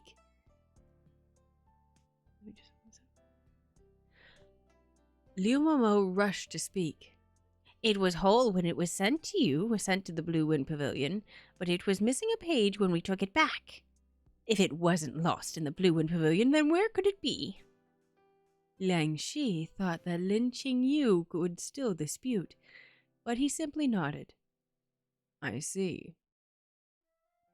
For a while, Liang Shi didn't respond. In that case, Lin Qingyu said in a hurry, this matter was due to my negligence. I hope madam will forgive me. The few people exchanged looks. After they got over their astonishment, they all grew somewhat restless, eager to make trouble. Liang Shi pursed her lips. She had a vague feeling that something was wrong. She said, Qingyu has already tried very hard to find it. It can't be helped that it's missing. She was a very picture of a dignified, tolerant, and magnanimous mistress. Liu Momo asked, Madam, should this matter be told to the master? Lin Qingyu slightly raised his eyes. Losing a page of an important account book may be considered a major event in the inner house, but it was far from important enough to be seen by Nanan Hu.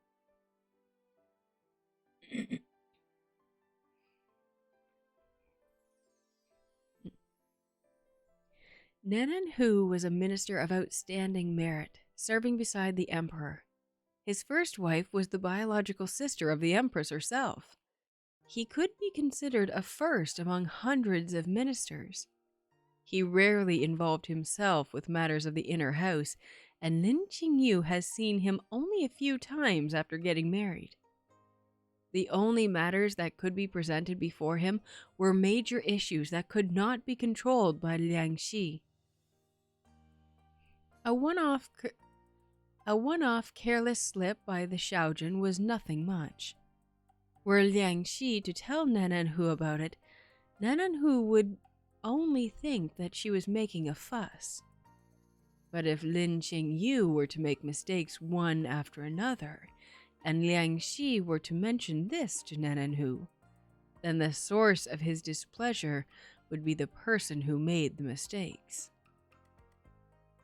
Liang Shi thought for a while and said, The master has far too many things to handle in the imperial court. He shouldn't have to worry about things at home. Manager Wang shook his head and sighed. After all, This is the first time that Zhaojin has been involved in the general affairs of the mansion. It truly makes people worry. It is still the madam as the mistress of the household that we can... In order to not embarrass Lin Qingyu, Liang Shi considerately interrupted Manager Wang and said, Qingyu is the best... Qingyu is the eldest daughter-in-law of the Hu Mansion. If he doesn't help share my worries and burdens, then who else can I count on? If this matter causes trouble in the future, I will take care of it. I will take care of it for Qingyu. Lin Qingyu closed his eyes and said, Thank you, madam. Liang Shi sighed and asked the maid present to present another account book. Good night, Sam. We'll see you on Sunday. Thank you for joining us in all of our ridiculousness and putting up with it all when you probably just wanted to hear a story. We do appreciate it. And Yui says good night as well. If he were awake, he would. Actually, I'm going to send a picture right now to Discord, and you can see baby Yui.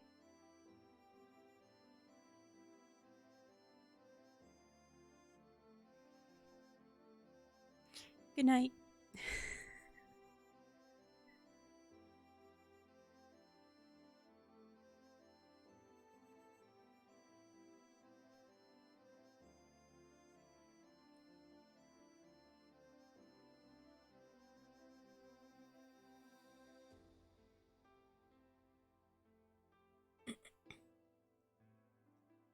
There. Sorry, I just think laughing about a story makes it more fun about... I am 100% absolutely it does. Absolutely it does. That's why I love doing these, because it's engaging and it's fun. And I loves it. Don't you dare stop. Don't you dare apologize. It's so much fun. Honestly, after our stream last Sunday, I was like on such a high. It was so much fun. It was great. It felt like being at my fan conventions again. I loved it. Every minute. It was so good. Sorry, every time I turn my head like that, I'm checking on Yui. So it's good that he's positioned like that on the screen. He's a curled up baby, full of fluff, and I love him. Alrighty. Okay, let's see how much we can get through this. I want us to keep going. For sure, we're at 2 hours now.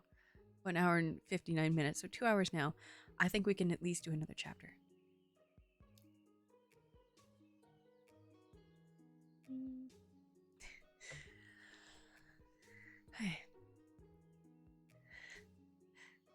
Thank you, madam. Liang Shi sighed and asked the maid to present another account book. This is the Hu Mansion's account book for the entire winter. Qingyu, take it back with you and sort it through. This time, you must absolutely not lose any pages again.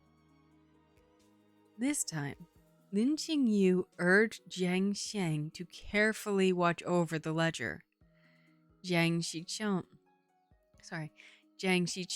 didn't dare be the slightest bit neglectful. The account book would only be out when he was at... Let me... Never been to a convention personally.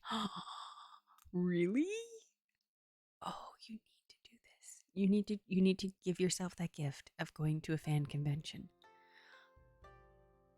I'm not sure where you're located. I'm located in Canada, closest to Toronto, and my first fan convention was Fan Expo Toronto, which actually wherever you live, there's probably a Fan Expo in your area somewhere, and it usually hits each major city, and it'll be just like Fan Expo Dallas, Fan Expo New York, that kind of thing. So Fan Expo whatever.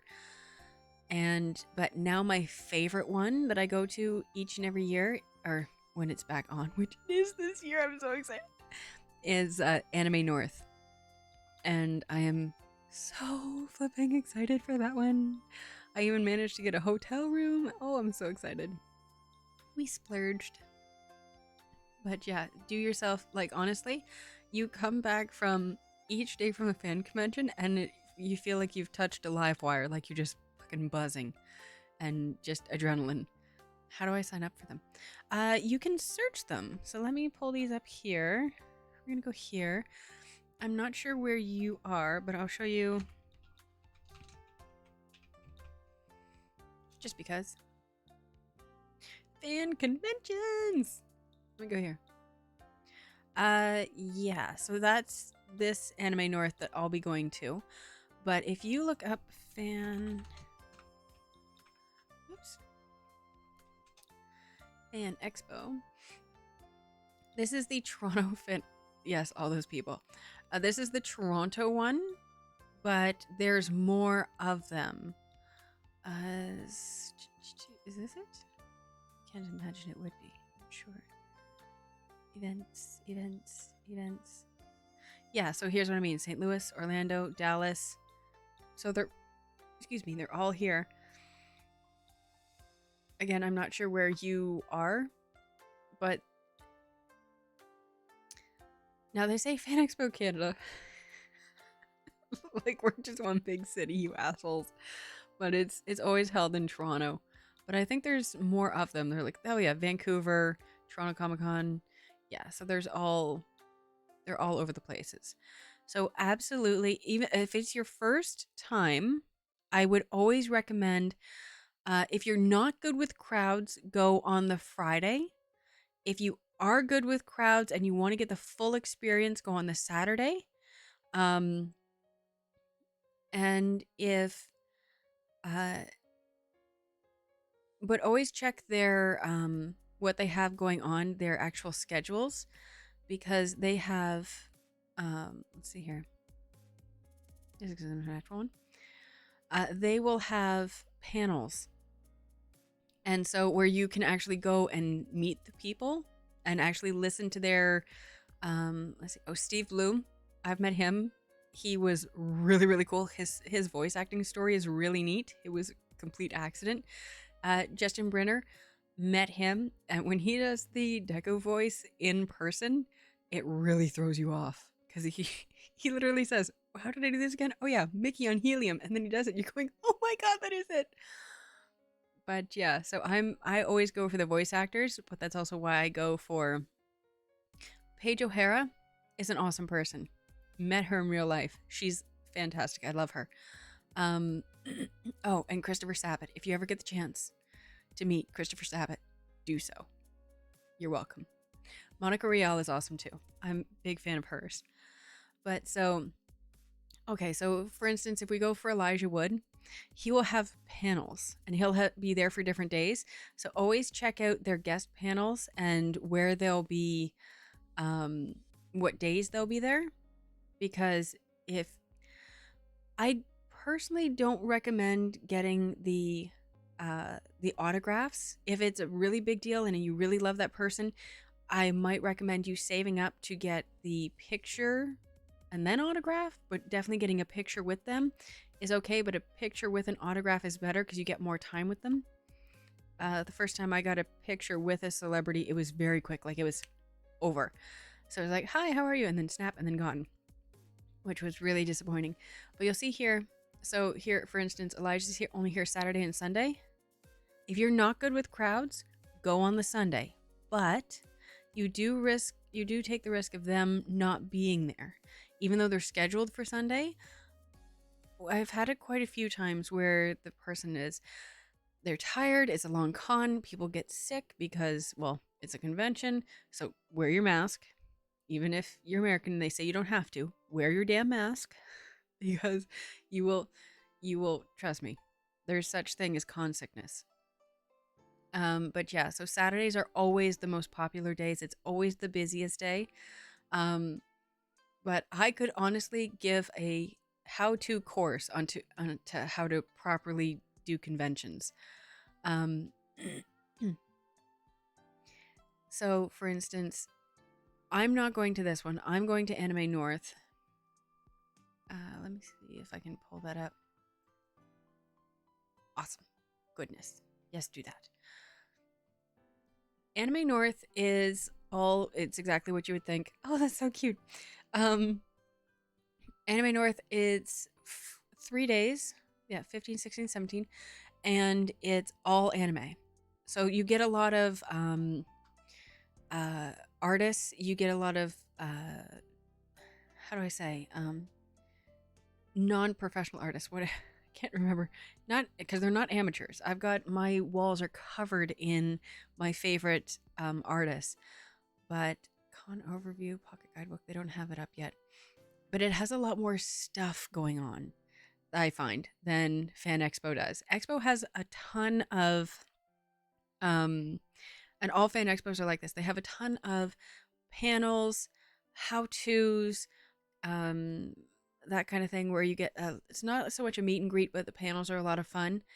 But with Anime North, they've got a lot more things, actual things and shows and that going on, which I love. And also, it's going to have a pre-show, which I find so cool. They actually started doing this during COVID because we had to cancel it, but I'll be there for the pre-show for sure. I got to remember that it's there, but I've got a reminder going.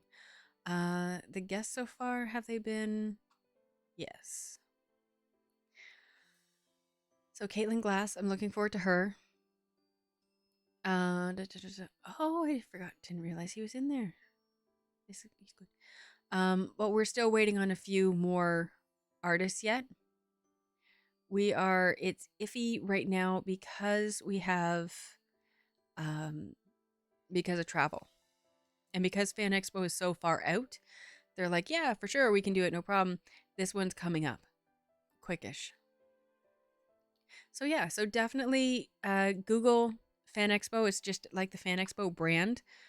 And check out what's going on and when, because this one's coming up May 19th. I just clicked on something random. Oh, also, if you see an actor, voice actor, personality, what have you, that's in one Fan Expo, they will probably be in the majority of the Fan Expos because it's an entire circuit. This is the convention circuit that they'll be on. For instance, Christopher Sabat, he's a big one for being on the circuit.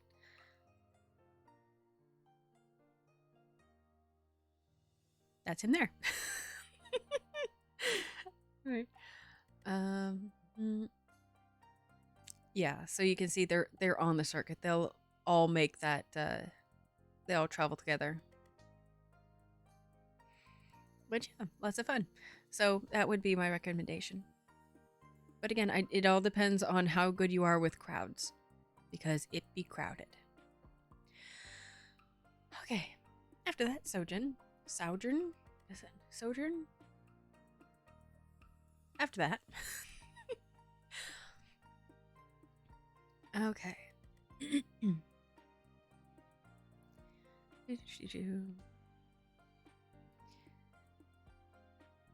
This time, Lin Qingyu urged Zhang Xicheng to carefully watch over the ledger.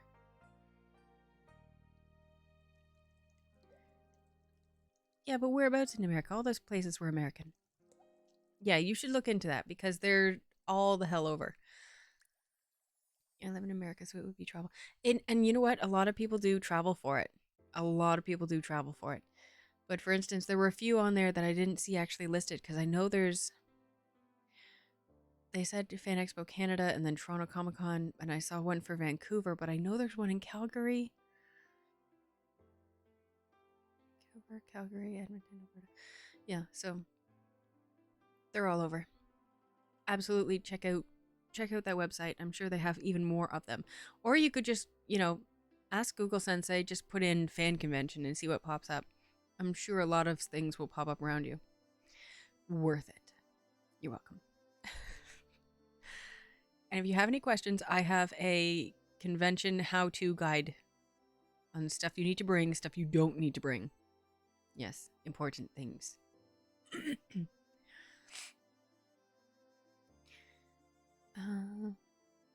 Zhang Xicheng didn't dare be the slightest bit neglectful.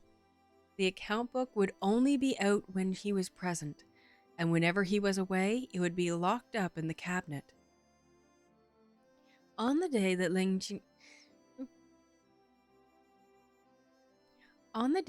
Qingyu was to report to Liang Xi, Jiang Xisheng deliberately counted and confirmed that there were no missing pages before returning the ledger to Lin Qingyu. Now back to the Hasbro's. I wonder if that's where Hasbro got its name. Hasbro's. Sorry. Where my mind went. Lin Qingju brought the ledger to the front hall to Liang Xi. Liang Xi ordered someone to serve tea and asked Lin Qingju to wait a while. She then flipped through the account book in front of him. That's strange. Why can't I see last year's charcoal money? Manager Wang, could it be that you didn't record it? Wang Guanxi hurriedly said, As I remember, it should be on page 26. Lin Qingqiu also said, There is indeed this account. I've seen it. 24? 25? 27? Liang Xi's eyes widened. Why, another page is missing. Lin Qingqiu frowned. Impossible. Liang Xi repeatedly confirmed it. It's really not here. Please look for it carefully, madam. Liang Xi's face was drawn down, and she threw the account book to Lu Momo. But anyone with a discerning eye could see that she wanted to fling this account book at Lin Qingyu. Liang Xi no longer had her usual generosity and kindness, and she said coldly, Since you do not trust my words, Liu Momo, help Xiaojun count.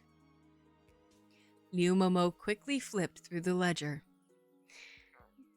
The 26th page is indeed missing. Manager Wang, how many pages were there in this ledger? Wang Gong said, A total of 120 pages. Liu Momo counted from beginning to end. This ledger has only 119 pages. Why is there another page lost?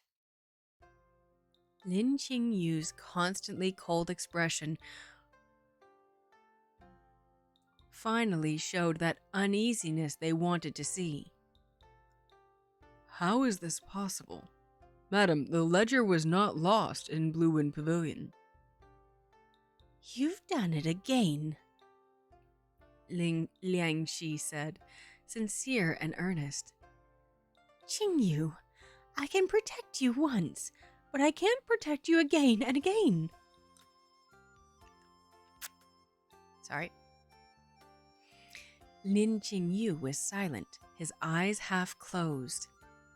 The corners of Ling Qi's lips were slightly ticked up, and Liu Momo could hardly hold back the smile from appearing on her face. Manager Wang was just as anxious as last time.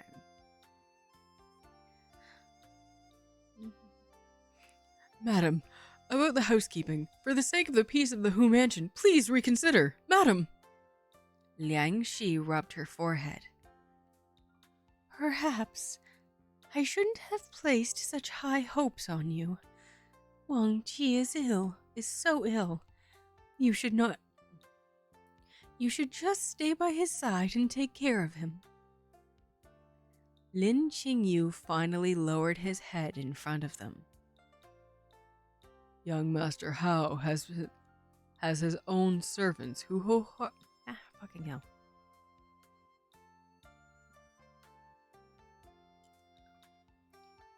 Young Master Hu has his own servants who wholeheartedly take care of him, and Qingyu still wishes to manage the mansion's affairs.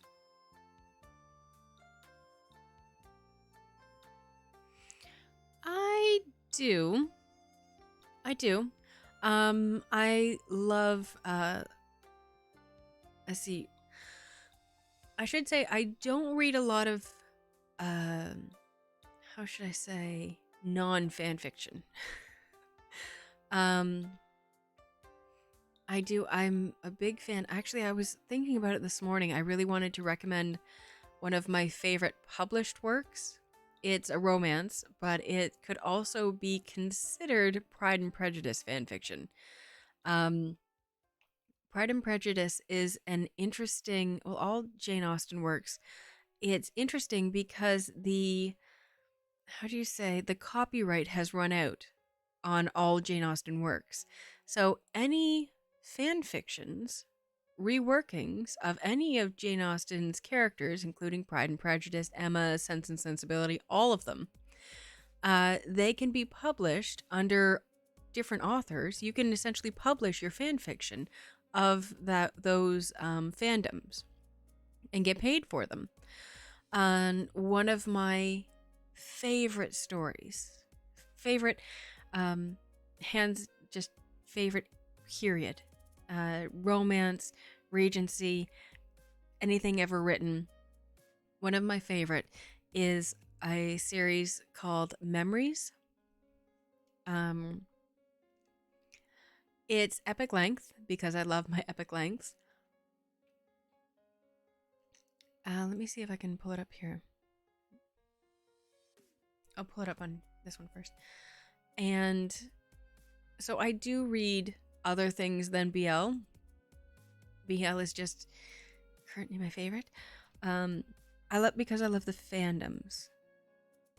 So let me see here.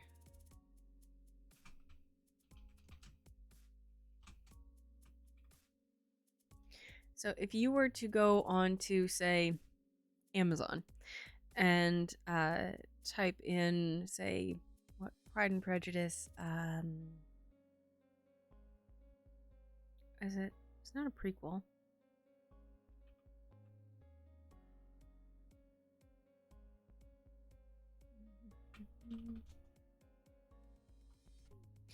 This one.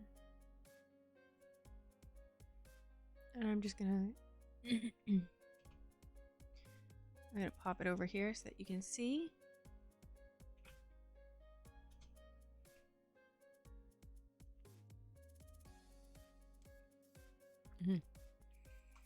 So this is volume 1, Memory volume 1. And you'll see they're all called A Tale of Pride and Prejudice. So they use the exact same characters. It's all fan fiction. So it's basically rewrites. And this story is one that I will always come back to. I always come back to it. I would really, really love to voice it. Here's the rest in the series. To read it. I don't know if I ever will, because that one I think would be considered copyright because it's published. I don't know. Yeah. Other than that, I do read a lot of manga. You'll see down here, Snow White. I'm reading that one. I've currently gone back to rereading Yona of the Dawn manga. And I don't know if I ever mentioned it. The reason I got into acting is from Skip Beat. I don't know if you've ever heard of that manga. It was an anime as well. But I got into and have done a bit of actual character voice acting, and I got into that, and it's outside of narration so long ago. I know. I did too. I completely... Skip Beat is so good. I know. I watched the anime.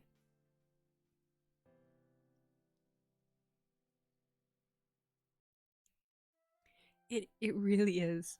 I don't know if you read the manga or follow the manga, which it's very hard to find.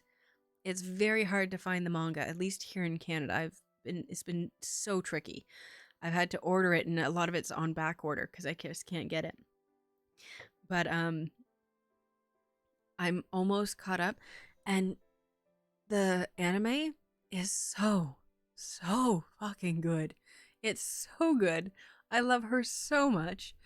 Um, but the manga, if you ever get the chance, absolutely check out the manga because the story, it keeps evolving. 300 chapters, like, nah, I can't. Honestly, the chapters go by so fucking quick. And if you get the chance, or if you check Amazon, because Amazon's my go-to, um, Skip Beat is now in 3-in-1 books. So you won't have like a bajillion books. Actually, I think it's up to 46 was just released. Uh, yeah. And so 46, volume 46. But you can get them in 3-in-1 packs or 3-in-1 books. Let's go searching.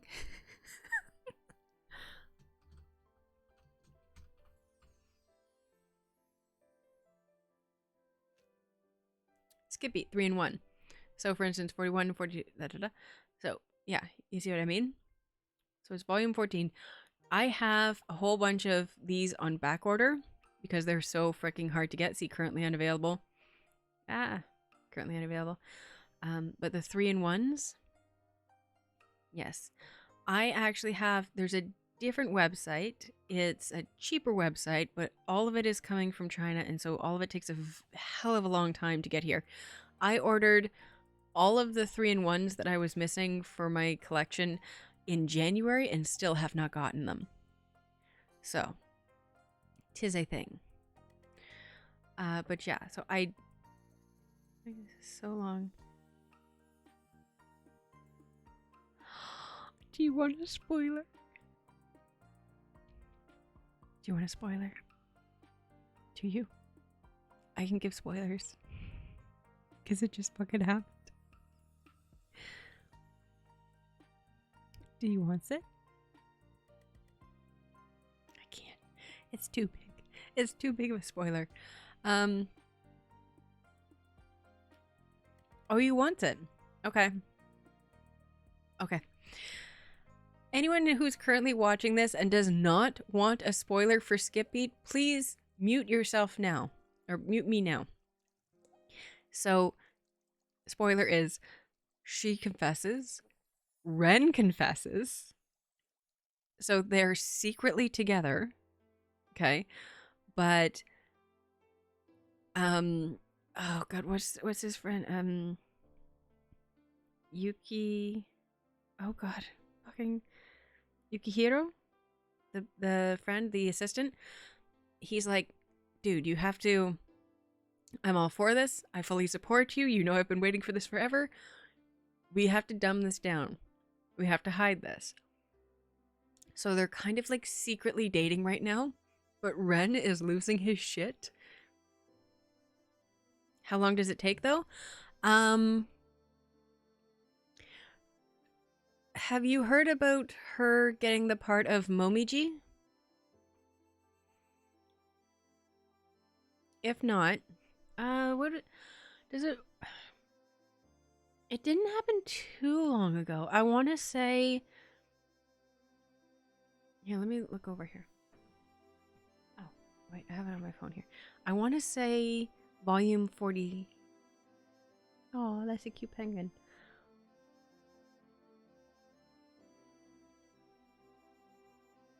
Yeah, I want to say either volume. I want to say volume 44.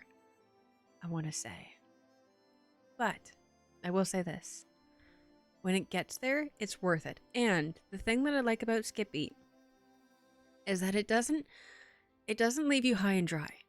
Like they spend all their time together. They spend it thinking about each other. They're really good friends and you can see them building that connection.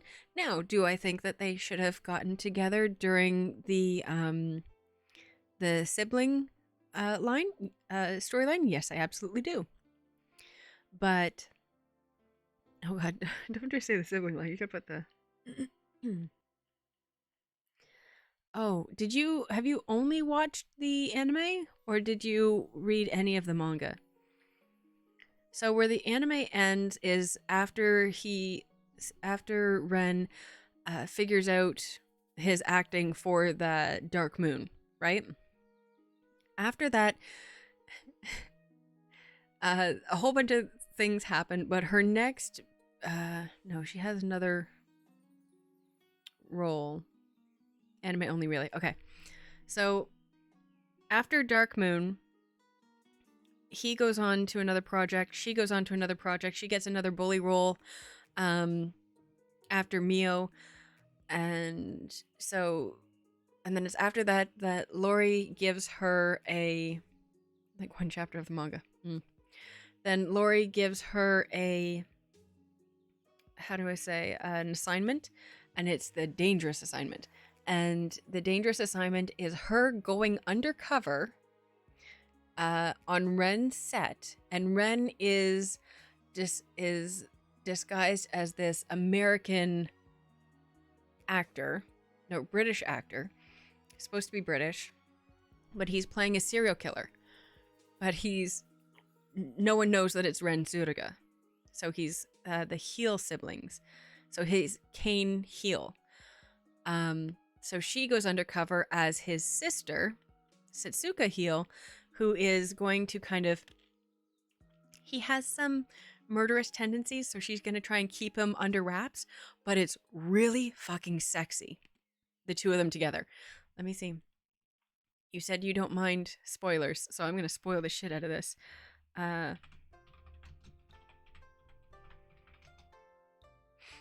got to see them. The two of them together. Oh.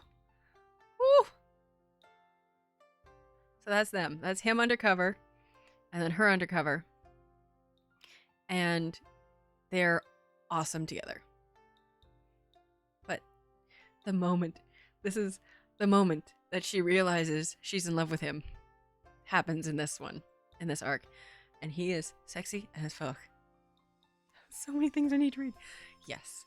So that's the one thing that I really love about this. So in this arc, it was hands down one of my absolute favorites so far, because they got to play with their feelings for each other. So his character only has eyes for it's a little incestuous, but it's okay because it's anime. He only has eyes for his sister. He does not care or like or tolerate anyone else.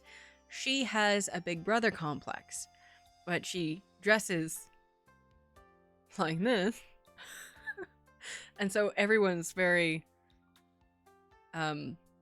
enamored by her, but terrified of him. So he acts like the big guard dog. Oh yes.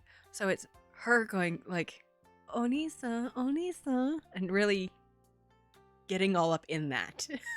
There's even a bed scene. Oh, I'm just trying to remember where this is a real thing that happens. Her in lingerie on top of him in bed happens. So, should they have gotten together at this point? Fucking yes. Does he have a breakthrough with some of his trauma in the past that she helps him through? Fucking yes. So could they have gotten together? Fucking yes. Do they? No. But it gets closer. That's so wrong. I know. I know. I know. So, this was one of my favorite arcs because they really got to be with each other for the first time. But anime, yeah. I feel like that explains a lot, but anime. What's another one? Okay, you know how I know, because I'm gonna if I keep going, I would just spoil the entire thing. It is an older manga, but you know what I would love, and another person said this, is I would love it if, you know how Fruits Basket got a new redoing? I would love that to happen for Skip Beat and just keep going. Okay, no more spoilers. You're making me want to check it out. I know. A lot of shit happens. What is that? Did you just banhammer me? Is that what that is? Did you banhammer me? There's hammers floating all over. Yeah, so no more spoilers, but I don't know. How do I make it so that people know that they can come back? Skippy. It really does. But you know what? The actress who does Kyoko's voice, I fucking love her. I thought she did an incredible job. It's a bop. Okay. I thought she did an incredible job, especially going from ditzy, crazy, cute to serious. I thought she did. People you can watch now. Okay, perfect. Yeah. Ghost is letting you know. Yeah, that's perfect. Because I'm like, I want to wave my arms, but then I realize I only have these arms. And that doesn't really work. No more spoilers of the Skip of the Beats. And now we're going to spoil Yona of the Dawn. Here we go. No. Actually, I'm reading a really good fanfic right now. I say right now, it's probably never going to be updated again because it's Yona of the Dawn. But it was really good. And it is still going. Is it complete? Just a second. I just remembered. I stopped it in the middle of it because it started to get too long. I didn't get bored with it. I just forgot about it. But it was really good. But it was starting to get a little convoluted. Where am I going? I'm clicking all the wrong things. Okay, I'm gonna lose my spot in that, but it's fine. It's fine.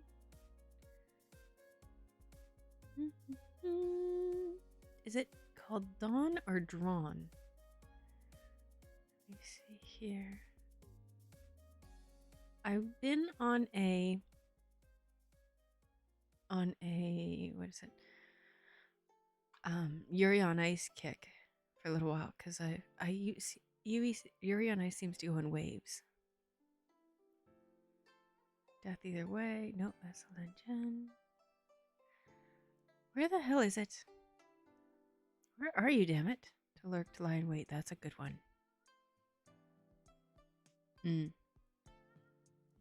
Is it good? It was good. It was one of those ones where it started off really good and then you're like, nah.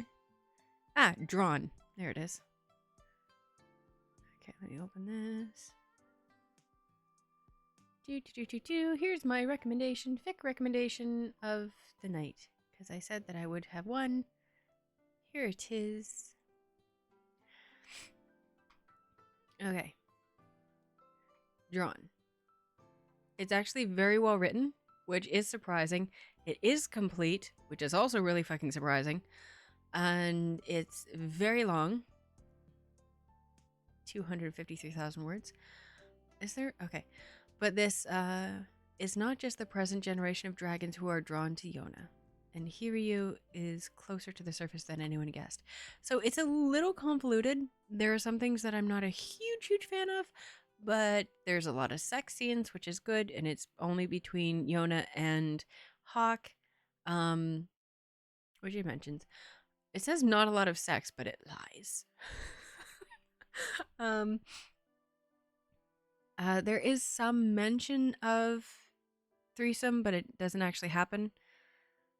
But yeah, really, really well written. If you're looking for... Send a message.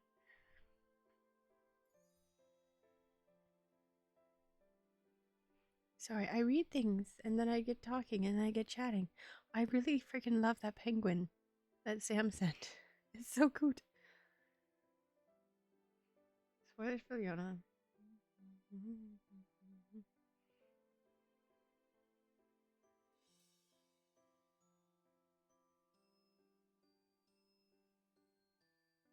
Yeah, I absolutely 100%, 100 million thousand bajillion percent agree.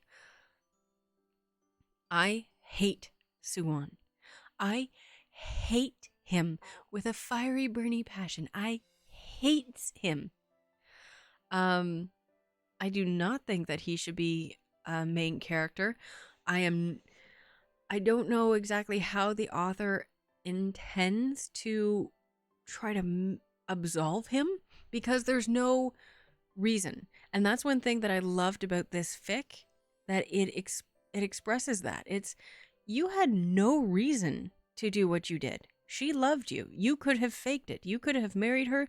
And in this, it's, you know, you could have married Yona, had the throne for yourself, because Lord knows her father never prepared her to take it over in her own name. So, And then in that, she could also have Hawk if she married Suwon. So with her, with what he did, it was not necessary. Like at fucking all, was not necessary. And he still chose that. And they address it beautifully in that fic. In that fic, Yona is able to stand up and say, bullshit. You do not get to disguise or call this regicide.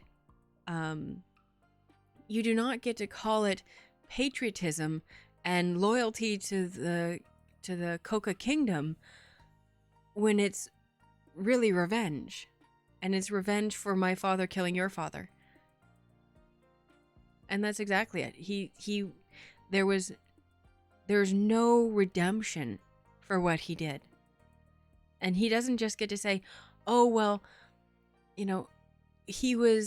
I'm the good guy, or I'm fixing things that the other king let slide. There were better ways that it could have been done, and he did not need to do it the way that he did. And like the fact he's using Yona and the dragons again in the manga for war, I was just tired and just dropped it. Absolutely. 100%. I get you. I'm hanging in there to... Dude, I'm so glad we share these feelings. I think you're 100% right. I have also struggled with that exact same thing, and it's why I dropped it in the first place. But I was I was following Ian Sinclair. He's probably my favorite male voice actor, and he does the voice of Kija, or Geisha in the anime. And I love him. And I was saying how, I wish that it had gone on longer. Because I try to, if I ignore Suwon, just ignore him. Fuck his character. Like, as soon as it comes up in the manga, I'm flipping pages to go through it. Like, I'm not reading this asshole. I'm not giving him any time of day. But to get I'm sorry, viewers, but I found a kindred spirit. But if I can skip through his story and any contribution of his to the story, I find I can enjoy it that way. So the relationships between Yona and the dragons and Hawk and the dragons, and her, how she's building up the kingdom person by person rather than region by region, which is what Suwon is trying to do. I'm also reading because I want that, what is that his advisor? I need that bitch to die. He needs to get like stabbed or thrown off a cliff or fucking arrow through the eye socket. Like, he needs to go. Hate this guy. So I'm waiting to see his death. I'm hoping that happens soon. But yeah, if you want a better version of Yona of the Dawn than what you're currently reading, dude, when I saw people shipping Suwon and Lily, I always called her Lily. Is it Lily? Because in a few ones she called herself Riri when she was hiding. So Riri, Lily. Yeah, I think that he would use her if Suwon did. I cannot ever trust him. Not ever. So as much as he's helped out the Earth Kingdom and he's he's made progress with water, even though that was all Yona. He's made progress with the others, and he's delegated different tasks, and I'm hands on the ground, and I essentially helped Earth all by myself. Suwon was the only person who could have helped Earth because Lord knows the Earth General wasn't going to take it from a woman. Let's be fair. I loves him. I like the Earth General. He's a great guy. He's very funny. And I love the way he interacts with his wife. He's the same voice as Jean-Jacques Leroy from Yuri on Ice, which I will always come back to. But I don't know that he would have ever listened to Yona. And to be frank, I don't think Yona would have come up with such a convoluted way to restart the Earth tribe's economy. But even so, the way that Suwon did it, he didn't have to do it like that. And there's no redemption, and there's no excuse, and there's no... I will say, yes, people were dying. Could he have not worked as a delegate instead of killing the king in front of Yona? Could he have not married Yona after... Because remember, he killed the king after she expressed her desire to marry him. So he had no reason. He could have. There was no reason that he could not have. Oh, I didn't realize that marrying you was an option. Yes, I will marry you. Yes, I will become king. And then I don't have to kill your father, my uncle, and commit regicide. And for Lily,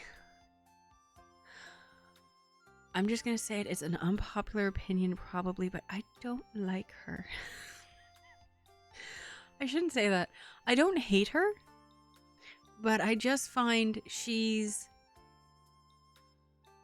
seems to be one of these characters where she wants to do something. She wants to be involved. She wants to help. But all she ever does is say words and then realize, oh, these are bigger than what my words could back up. So I know. I find her, I don't know. Yuna thriving on her own with dragons was amazing. At the point where I was, Yuna being stuck at the palace and dragons have to work for them. Nah. Sure you are. I like this. I liked Lily at the beginning. I liked Lily when it was just her and Yona. I didn't like that they used that the author used Lily to be, you know how there's always that female character that whoops trips, and how the demon, that's how the demon finds you. How she was always, if there was an issue, it was because it was following Lily type thing. So how they used her as a scapegoat for that. I find her, she takes action before she has all the facts. And then she makes opinions, about, a lot like Keisha. And then she makes opinions about the facts that she knows, that she doesn't know. No, her character's being ruined. These are just my opinions so far of where I am with her. Maybe she gets better. Maybe she fixes it. You know who I loved, and I would love to see return, both of them, are the princesses from the Xin Kingdom?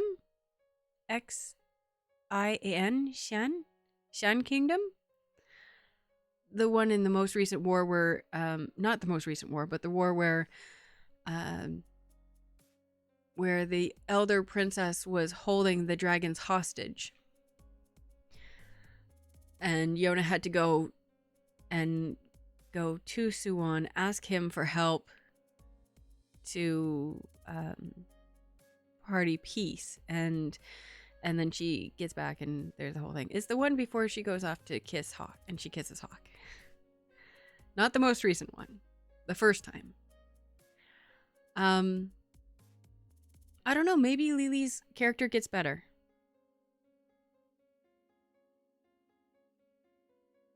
No, I love Keisha. Yeah, the princesses were super cool. No, I love Keisha. No, what I'm saying is, you know, remember how the part where, oh God, Green Dragon's name. God.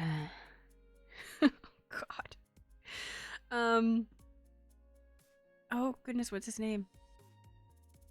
I can tell you the voice actor. Jiha? Okay. The part where Keisha's trying to talk to... It's when Zeno first... Jiha, yeah. When Zeno first shows up. And Keisha's going... And Keisha starts to give the speeches. How can you not be proud to follow? And you have to... how can you not be proud to follow Princess Yona? And this is the first time we've all been together. And it is the greatest honor of the dragons. And Keisha kind of stops him and says, listen, you need to stop putting your your ideals, pushing your ideals on others. You know what I mean? And so I found that Lily did that quite a bit. But she didn't, to my mind, she didn't have the cute earnestness that Kija has, where he could get away with it. Like, even to my mind, I could completely understand where Jaeha's coming from, because we know how he originally thought of the dragons, and him being locked up and hating the dragons, and I'm never going to serve anyone, and how he how do I say, how there was friction between the two of them because of that.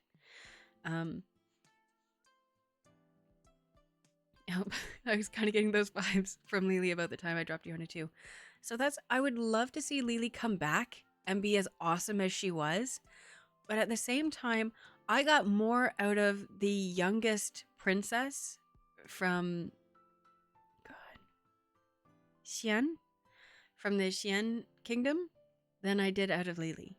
And I think you're exactly right. It was as they started to ship or tried to push the idea of Lily and Suwon together, I'm going, fucking no. And the fact that he says, even in the manga, oh, the whole castle looks at you as the next queen, I'm like, you can fuck off. I also didn't like that she knew Suwon was Yona's enemy. She even says in the... Bring back the cat-loving boy. Oh yeah, I loved him.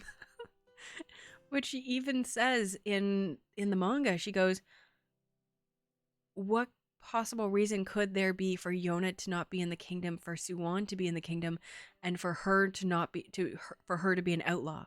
So she knows that Suwon is Yona's enemy, and she knows that it's because of Suwon that Yona's not allowed in the kingdom and is an outlaw, and that her father's dead. She knows these three things, and yet she still sides with him. She still not stands by him so much, but still hangs out with him. And so that really bothered me. I'm going like, where's your loyalty in that? So yeah. So that's my dissertation on Yona of the Dawn. Thank you for coming to this TED Talk. I would love to see the cat-loving boy come back. He was so... Honestly, the part where we first meet him and he kicks the person in the face, I was literally taking a drink and did a spit take. Like, that it was so unexpected. And I loved him. I would love to see them come back. But yeah. Also, great Zoom meeting, yeah. Okay, have you read Snow White of the Red Hair? These are questions. Snow White of the Red Hair was the first romance anime that I think I watched. Skip Beat I'm not counting as a romance anime strictly because it's not a romance yet in the actual anime itself. What I should say is, if on the romancy scale, I would put Snow White of the Red Hair at a 10 and Skip Beat at like a 5 or 6. So it's not as romancy.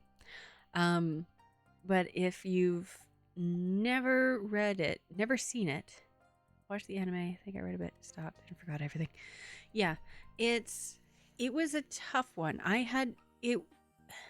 It's a tough one in that with certain mangas like Skip Beat, like Kakurio,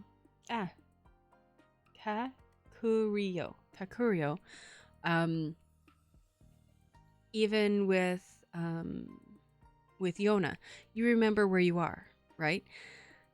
I was just hearing people complain about Kiki and Mitsu something. The green-haired boy. I dropped. Oh, people complain about Kiki and Mitsuhide? Why were people complaining about Mitsuhide? It was like, seems fans are upset. I will not read. No, Mitsuhide was in trouble. I've been waiting desperately to find out what's wrong with Mitsuhide. Well, Mitsuhide was also voiced by Ian Sinclair, and so of course, immediate love. Um, it was so that's what his voice was what got me into it, but it's a really compelling story. It's like a political intrigue romance. They were complaining that they weren't getting together, I think. Oh, no, theirs is. Well, you know how when you're watching anything that has, especially Chinese, either Chinese dramas or web dramas, whatever, you have the main character and then the main couple and then the side couple. Usually, the side couple gets together first, and then you spend the rest of the episodes waiting for the main couple to get together. In Snow White with Red Hair, it's slightly opposite in that from the very beginning, you know that Shiryuki and Zen care for each other and love for each other, and they're very, very close. You know that straight off the bat. And their chemistry is such that they are a team. They are working together. They are building a relationship, trying to build a life together. So they're kind of already together. And then you have Kiki and Mitsuhide, who they're still dancing around each other. They're still trying to find their footing. But there is definitely love and a spark. I'm not sure if you saw, and I think they covered it in the anime as well, but Mitsuhide mistaked Kiki for a man and still does. Did you know that? He met Kiki one night at a ball, and he knew that she was a woman, and he like, oh no, sorry, no, that's wrong. He thought she was a man because the way she was dressed, and I think she had just cut her hair, I think, and so he treated her like a man. Oh no, she had her hair up or something, and then she comes to work. I know. But then she comes to work the next time for Zen, and she's dressed like she usually is, like we see her as a woman. So he has no idea that the person that he spoke to as a man the first time was actually a woman. I think there's something like that where it's really convoluted. I'm not sure if he still does, but I think he doesn't realize that he met her previously. Yeah, so their first impressions, but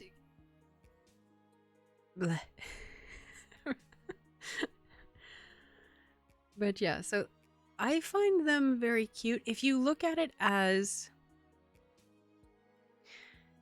if you look at their relationship more as the two cops, let's say, that are partners and they have that chemistry and you know that they should be together and they probably will get together, but you're still kind of enjoying the tension and the banter and the will they, won't they, but you know they will kind of feeling. I think that's more what Kiki and Mitsuhide represent, because we already know the main couple are together. They're together in that even the queen and the future king, and so Zen's older brother, recognize their relationship and recognize how much they mean to each other, and so those are the hurdles that they have to go through. Dude, I'm so sorry for using up all that time. What time? How long can you stream? I'm off. I can stream fucking all night. I'll shut up for you to finish. I'm sorry. No, it's fine. Sundays are the days that we're supposed to not take it too long, but it's... Oh yeah, I figure people are probably watching this. Anyone watching this in the future is going to have turned it off by now. Okay, so let me keep going. All night? Okay, bet. Fucking no. So anyways, back to Kiki. I love them. I love Mitsuhide. I think he's so funny. He's an absolute sweetheart, and the way that he always has Zen's back, no matter what, even though he didn't want the job, I love him. Also, I about the anime versus the manga, I fucking hate what the anime did to the manga. I hates it to the point where I didn't like it. Always bugged me in the show, but I'm like, okay, well maybe that's how they wrote it. No, no, the anime changed it. The what is the cat-eyed guy's name?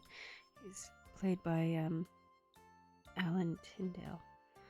I can't remember his name, but the cat-eyed guy, he is not as much of a love interest as they portray it in the anime. He's not. Different character type thing. He is, I think, semi in love with Shiryuki, but it's not. They put him in a lot of places that Obi, yeah. They put Obi in a lot of places where it was actually Zen. One of my favorite scenes, you know where she gets drunk and she's, oh, horse, I can't even run a horse. She's doing that and she's wandering. And then Obi dives in and saves her from the guy who is trying to either send back information or assassinate her. Can't remember. It's not actually Obi who does that. It's Zen who does that. I know. So it really throws me off. And there's quite a few times where they do that and they put Obi in Zen's spot where he is in the manga. So in the manga, I know exactly. So they're in the manga, they're so much closer. There's so much more connection and romance and awesomeness. But instead, for the anime, they decided to throw in Obi to make like a love triangle thing going. And in the manga, you just don't get that. Yeah.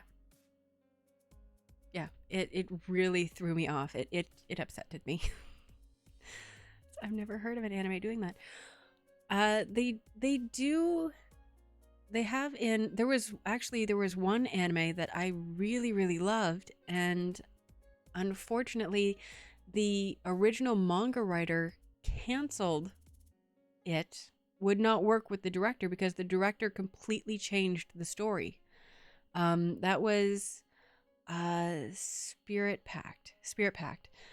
And I have yet to find an English version of the manga because I desperately want to read the real version of it. But that one was it's a BL manga, and it's a BL anime as well. But for some reason, and I don't know how yet, but apparently the director completely changed the entire storyline and changed it so much that the author backed out. So that's why they didn't get a season 3. But apparently animes do that. Like it'll be, what is another one that did that? I'm just looking at my shelf here to see if any of mine pop out to me. I thought that they did something in Skip Beat too, but nothing's coming to mind. I'm not sure if I remember any others, but I'm pretty sure it's happened. Oh yeah, what was that?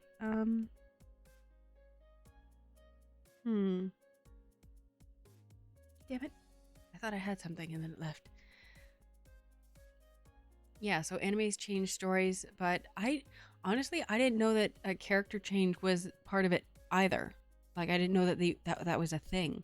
But apparently they just they did it in Inuyasha. That was what it was.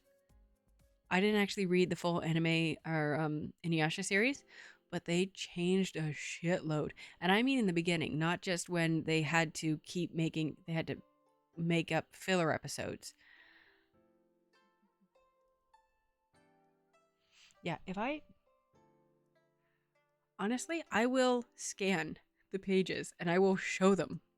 Like, I wish okay, yeah. So I will take a picture of the actual manga scene, like that I'm talking about, the horse one, and I'll put it in the Discord, and I'll do that either later, probably tomorrow, if I remember. But I'll pull the book tonight, and I'll get a picture of it, and I'll show you. Like they just changed him. There was also more changes made to when they went to the fortress in the back in the winter, the edge of the kingdom. That bit, So about Spirit Pact, yes. What would you like to know? Big fan.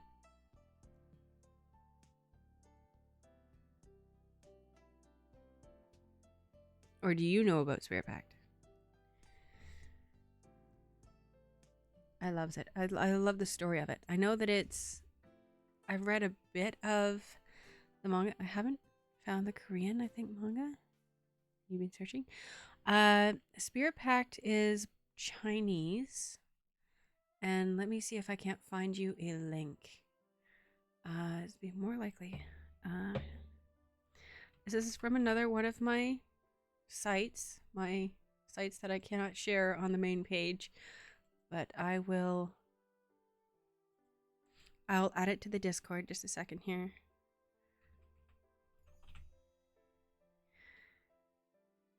Okay. Oops. Pact, not pack. Okay, they call it soul contract on here. Ping Shi. And how many chapters does it have? It has 194 chapters, but it hasn't updated since September 19th of 21. So that's a thing. But that should mean that it's full. Okay, let me just. All right, I'm sending you the link. In general. There you go. You're welcome.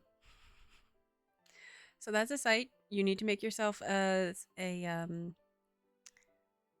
because I know I read its first few chapters before. Yeah. So this is but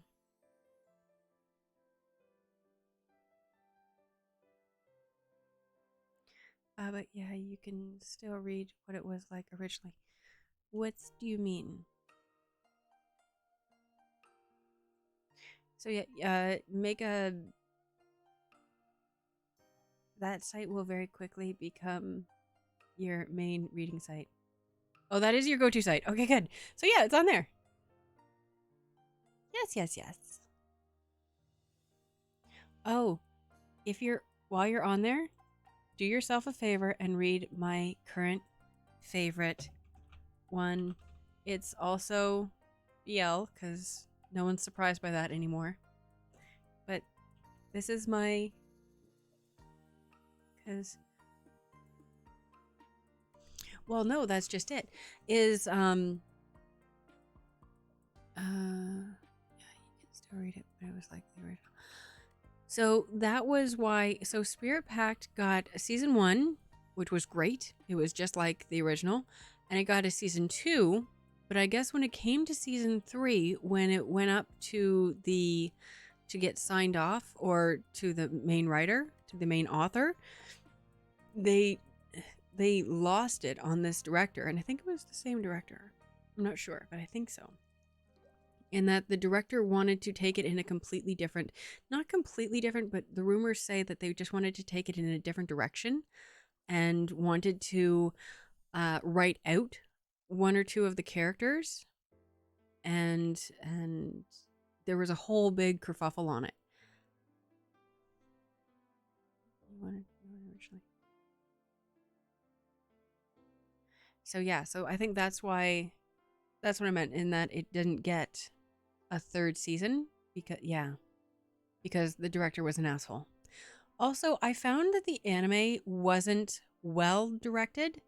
I found it very choppy and kind of all over the place. I'm not sure if that was just me or just the copy that I saw, although I watched it on both Funimation and Crunchyroll.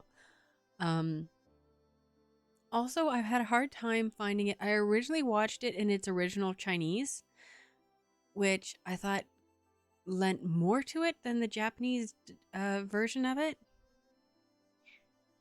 But yeah, I can't find the... Also, I'm sending you this manga because you need to read this and have your life enriched. You're welcome. Oh, I should put a manga share on here. That's what I should do. Yeah. So that one that I just put in Discord, it's one of my current favorites. It's not a heavy read. There's zero angst. It's just pure, fluffy, family BL goodness, and I love it. For anyone watching, it's called Whose Baby Is It? And it's so good. I'm going to go back to reading now. At some point, honestly, when I put this up and it says, yeah, go and read it. It's so good. I really, really love the characters. My favorite stories are ones that include open, honest communication between the two main leads, like in their relationship, because there's no reason for there to be angst if you communicate clearly, and that's in this one, and I absolutely love it. So if you're looking for a light, happy read, it's so cute, and Ruru is so cute. But honestly, I'm gonna end up posting this stream, and they're gonna go, "You only got through 2 chapters in 3 hours?" Yeah, I can keep going. I don't have to get up too early tomorrow. I've got therapy at 11, but then other than that, it's a good time. And I hate miscommunication. So yeah, that's me too. I hate miscommunication. There's no reason. It feels like it feels like a low ball to just say, oh, there's angst because of miscommunication. Fucking talk to each other. My Christ. There's no reason for it. But yeah, so that one's a really, really good one. And you start off, honestly, going, I think I hate this guy. There's no way I could ever like him. Give him like 2 or 3 pages and you will love both of them. It's so good. It's what happens when Ghost joins. That's okay. We love it. We love it. I never get to talk about this stuff when in my IRL, so I'll take it. I'll take it, all of it. Does anyone remember where I was? Okay, I gotta go back to this. Liang Shi rubbed her forehead. Perhaps I shouldn't have placed such high hopes on you. Wan Chang is so ill. You should just stay by his side and take care of him. You bitch. Lin Qingyu finally lowered his head in front of them. Young Master Hu has his own servants, who wholeheartedly take care of him, and Qingyu still wishes to manage the mansion's affairs. I'm asking, madam, to give me another chance. Different expressions flashed on Lang Chi's face. Just as she expected, she was right. Lin Qingyu was coming after the Hu Mansion's property. What a clear and cold beauty, but inside, he was unexpectedly filled with worldly treachery. How horrible if she really were to let him take control of the household. Can you hear him crunching?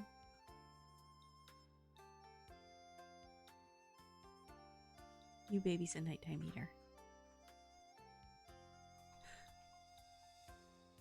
I love you.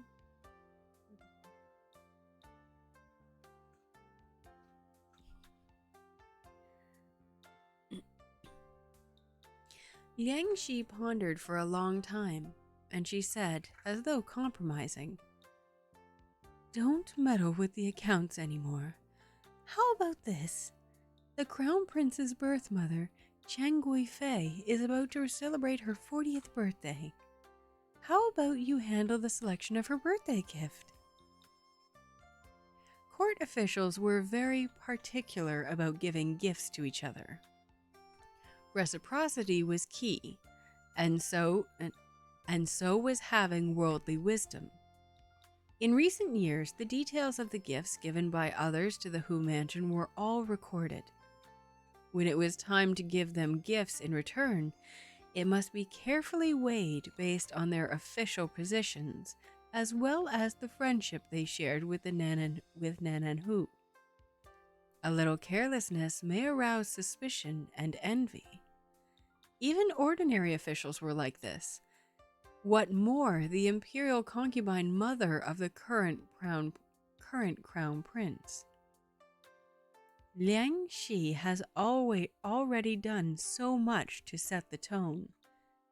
It was finally time to play the big one.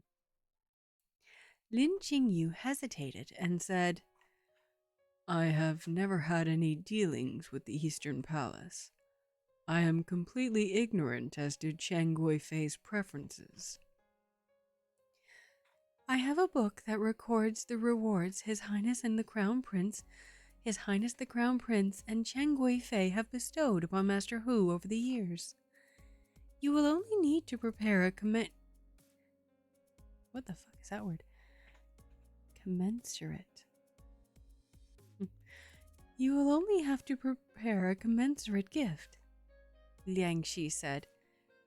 Remember, His Majesty the Emperor does not like for the Empress and his concubines to be extravagant. He likes it even less for the Crown Prince to associate with powerful ministers. The value of the gift you prepare for Chang Guifei must be equal to the rewards they have given. Drink time.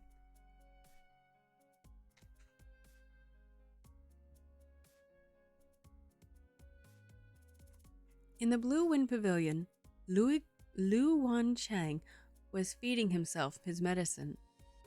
Movements slow and leisurely, it took him so very long to drink half his bowl. Watching him, Huan Tong was itching to help him drink it. Hearing, Xiaojun has returned, from outside, Lu Wanchang looked towards the door, waiting for Lin Qingyu to come in. He hurriedly drank down the remaining half of the medicine. Huan Tong asked, confused, Why is young Master Hu so willing to drink his medicine as soon as he sees my family's young master? Lu Wanchang smiled and said, The medicine is too bitter, so you've got to drown it with a bit of eye candy. Dr. Lin, how was it? Lin Qingyu ignored him. Huan Tong, go and ask Master Zhang to come here. When Zhang Shichun heard that the ledger was missing another page, he grew quite emotional. How is this possible? I have confirmed it over and over. Lin Qingyu said, It's very simple. Liang Shi has people within the Blue Wind Pavilion, and they took the ledger at the last minute. It was probably Feng Qin, Lu Wanchang said casually. She is quite loyal to Liang Shi. Everyone's eyes flickered and focused on Lu Wanchang. Lu Wanchang laughed and said, Why are you all looking at me? Lin Qingyu asked, How do you know? I observed it. Huan Tong yelled, How could Master Ho not tell us about such an important matter? Lu Wanchang was also surprised. Lian Shi has been in power within the Nananhu mansion for many years, and she has been the one to personally select the Blue Wind Pavilion's servants. Except for Hua Lu, who was a maid sent by my maternal grandparents, everyone else would obey Liang Shi. Don't tell me you didn't know. The people gathered remained expressionless for a while. Lin Qingyu said calmly, Thank you, young Master Ho, for reminding us. Now we know. Huan Tong said fiercely, I'm going to go and talk some sense into her. No need. Lin Qingyu stopped Huan Tong. Let her be. Huan Tong said in disbelief, Young Master? But why? Lu Wanchang smiled and said, My guess is there's someone here who wants to do something bad. My guess is there's someone here who wants to do something bad. Then Qingyu did not deny it. She made the first move. Lu Wanchang looked at Lin Qingyu. In his eyes was a smile that couldn't be hidden. It's fine. Dr. Lin also looks beautiful when he's doing something bad. Young Master Ho, sleeping haphazardly is fine, but speaking is not, Huan Tong said seriously. Our family's young master is good-natured and warm-hearted. He would never do bad things. Then Qingyu.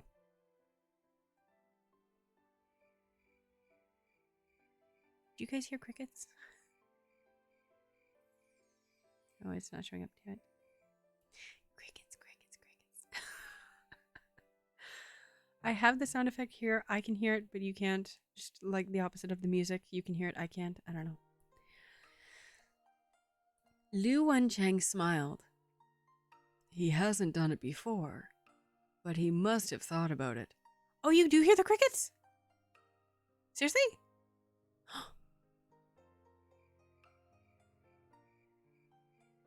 Did you hear that? Do you hear that? Were they loud or soft? Or are you just pulling my leg like you heard crickets outside your window?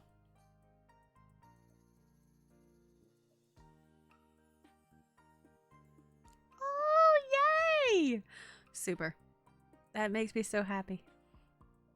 I had no freaking idea what was going on. Oh, that's yay! You have no idea how happy that makes me. Oh, good volume. Yay. Sorry. I'm not lying. Thank you so much. No, I'm not lying. Oh, look at the little hearts. No, it's just because I was just so thrilled that it's actually working. I have not had it working yet, so that's super duper exciting. But I love that it's working. Okay, good. Thank you so much. Okay. Lu Wencheng smiled. He hasn't done it before, but he must have thought about it. In the future, he might do it. Am I right, Dr. Lin? Lin Qingyu's heart tightened imperceptibly. Huan Tong had grown up with him, but he didn't know some of the secret thoughts in his mind. Huan Tong thought him a good person, while Lu Wencheng, who had only known him for a few months, seemed to be able to see through him. He originally thought that once he married into the Hu mansion, he would have to endure the humiliation in silence and rot in the quagmire.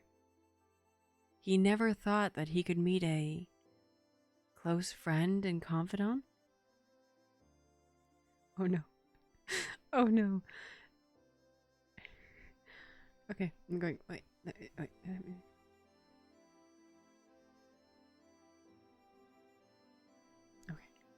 I'm checking this shit right now. I made a meme for this. Oh god. Let's see.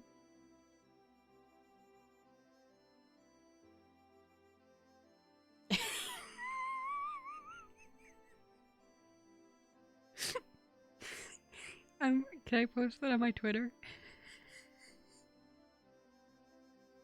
That's so good. I'm saving that and posting that on my Twitter.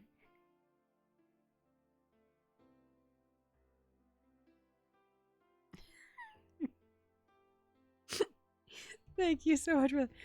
No, what do you mean no? No, please, why? It's so good. And so, it's good. It's so good. I don't want to be exposed on Twitter. Aww. Can I put it on here? Okay, so anyone who's watching this in the future, go to the Discord link in the bottom, and I'm going to add a meme page, and that's where it's going to go. I'm gonna get attacked. Why would you get attacked? No attacking. Only love.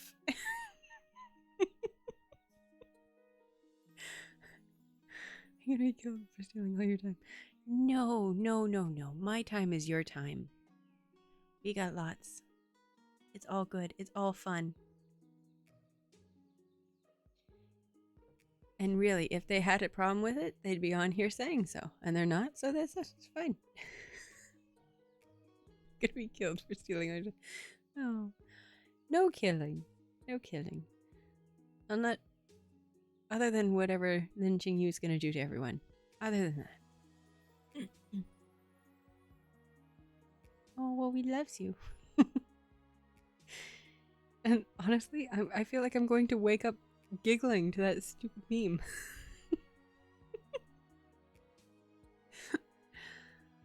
But yeah, I'll make a meme page on the Discord. And then anyone who's watching this, go to the Discord link below and see it, because it's funny. Okay, where was I? Oh yes, he's discovering feelings. Okay. He never thought that he could meet a close friend and confidant. Don't worry, I won't put it on Twitter. You ask no, and I say, and so no. Guys, there's a Discord. Lin Qingyu looked down at a certain someone laying on the bed, clearly ill, but relaxed and content. The bottom of his eyes were dark and unclear. Soon after, he smiled softly and said, "Wrong." Sorry, wait, who said wrong? Ah. Lin Qingyu said wrong.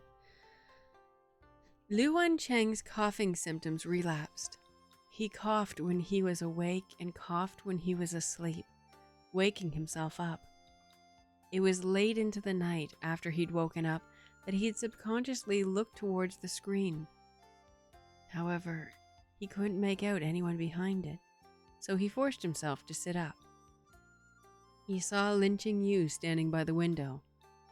He was standing alone, his figure lonely and cold, looking as though he was caged in light.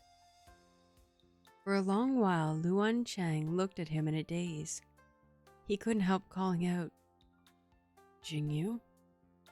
"Here." Lu Wancheng asked, "Why aren't you asleep?" Lu Wancheng asked. Lin Qingyu was silent for a long time before he said, "You said I look beautiful when I do,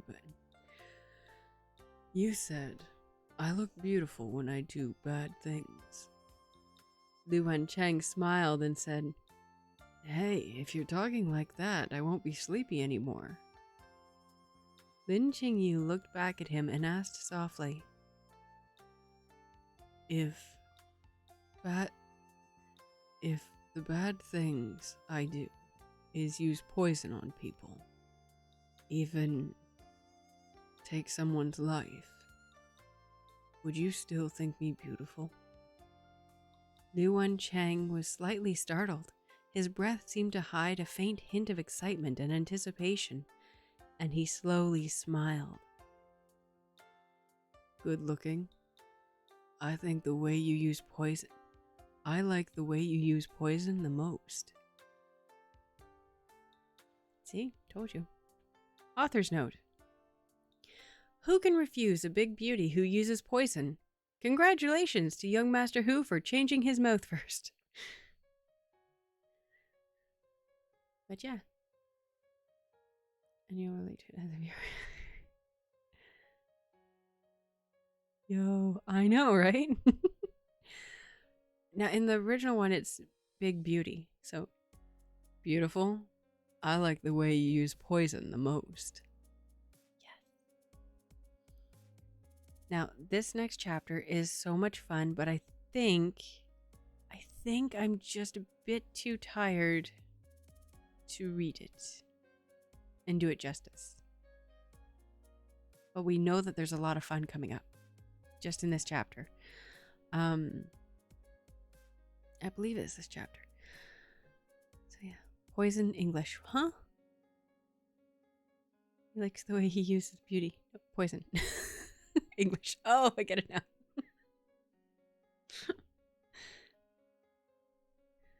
Alrighty. Sigh.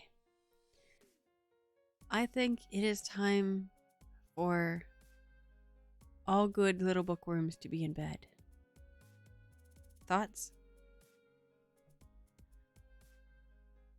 Yes, no, maybe so.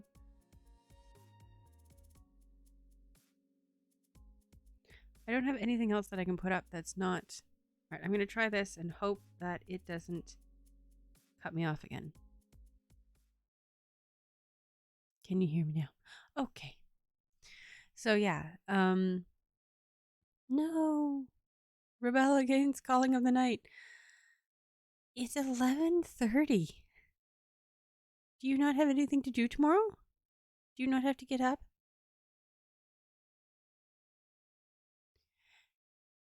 I don't actually have to get up till 11, but or 11 not don't get up till I have an appointment at 11. But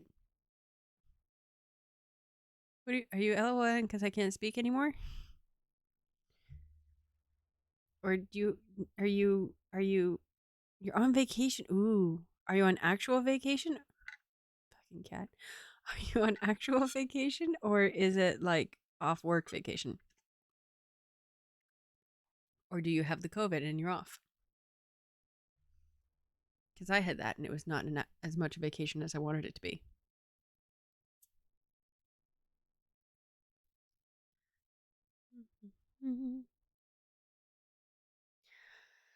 So, yeah, I don't know. I don't think this is going to get up on the. Oh, you're in uni. Okay. Okay, I got you now. Oh, that's right. You mentioned earlier about you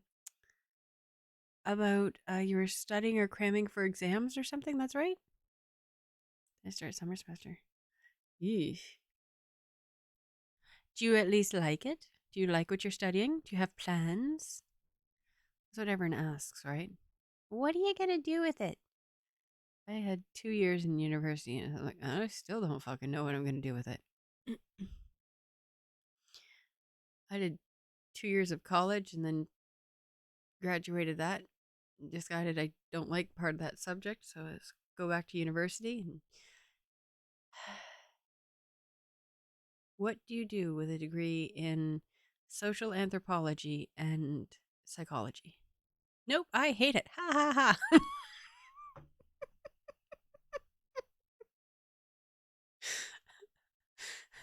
That was such a mood, and I congratulate you.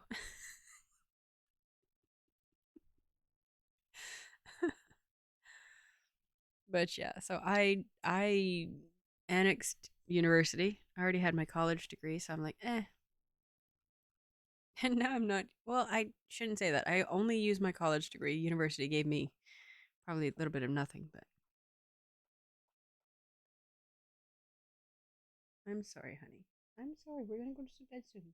Oh, you look punch drunk. Okay. So you would like us to go to bed. He has made his desires known. Alrighty, so I'm gonna do my last little spiel and then we're gonna go. Thank you all to anyone watching this, and thank you, Ghosty, for being here. It's been awesome. I have thoroughly enjoyed it, even if let me my Discord soon. Okay. Even if we didn't get kind of the same joke. Okay. Good night. Good night, Yui. He says good night. I'm gonna send. I'll post another picture of Yui waiting for me to go to bed. You'll see what I mean. He gets an actual expression, like look on his face, where his eyes go like really beady. He's like, it's like, bitch, go to bed. Although he would never say that because he's a good boy. So, Mom, I want to go to bed. That's what he says. So, thank you all for watching this. Whoever's watching this in the future, thank you so much to Ghosty for hanging out with me. And we had some awesome chats, and I thoroughly enjoyed it. And you let me blather on, and I always appreciate that. I do apologize that we only got to 2 chapters, but I was tired to begin with anyway, so we weren't going to get too much farther, I don't think. Even though this is 3 hours and 31 minutes. But yeah, so I thank you all for watching, and I hope you will all join me again this coming Sunday for chapters 13 and up, and come back for some good poisoning fun. So yeah, that's all I've got to say. Links to the Discord, my Serdd's audio fanfiction YouTube channel will also be in the description below, as well as the if you're watching this on Twitch, the YouTube link will be there. If you're watching this on YouTube, the Twitch link will be there. And I will also start putting a link to the Serdd's Audio Fanfictions podcast in there as well, that you can find. The link will be to Spotify, but you can find it anywhere. I think that's everything. I think that's it. That's all. So yeah, I am going to sign off now with the credit scene, and thank you all. Yes, we will be back for some poisoning fun. Poisoning fun. Poison fun. I'm clearly delirious. Okay. From Yui and I, we thank you for visiting the library, and we wish you all a very good night. Good night, Ghosty.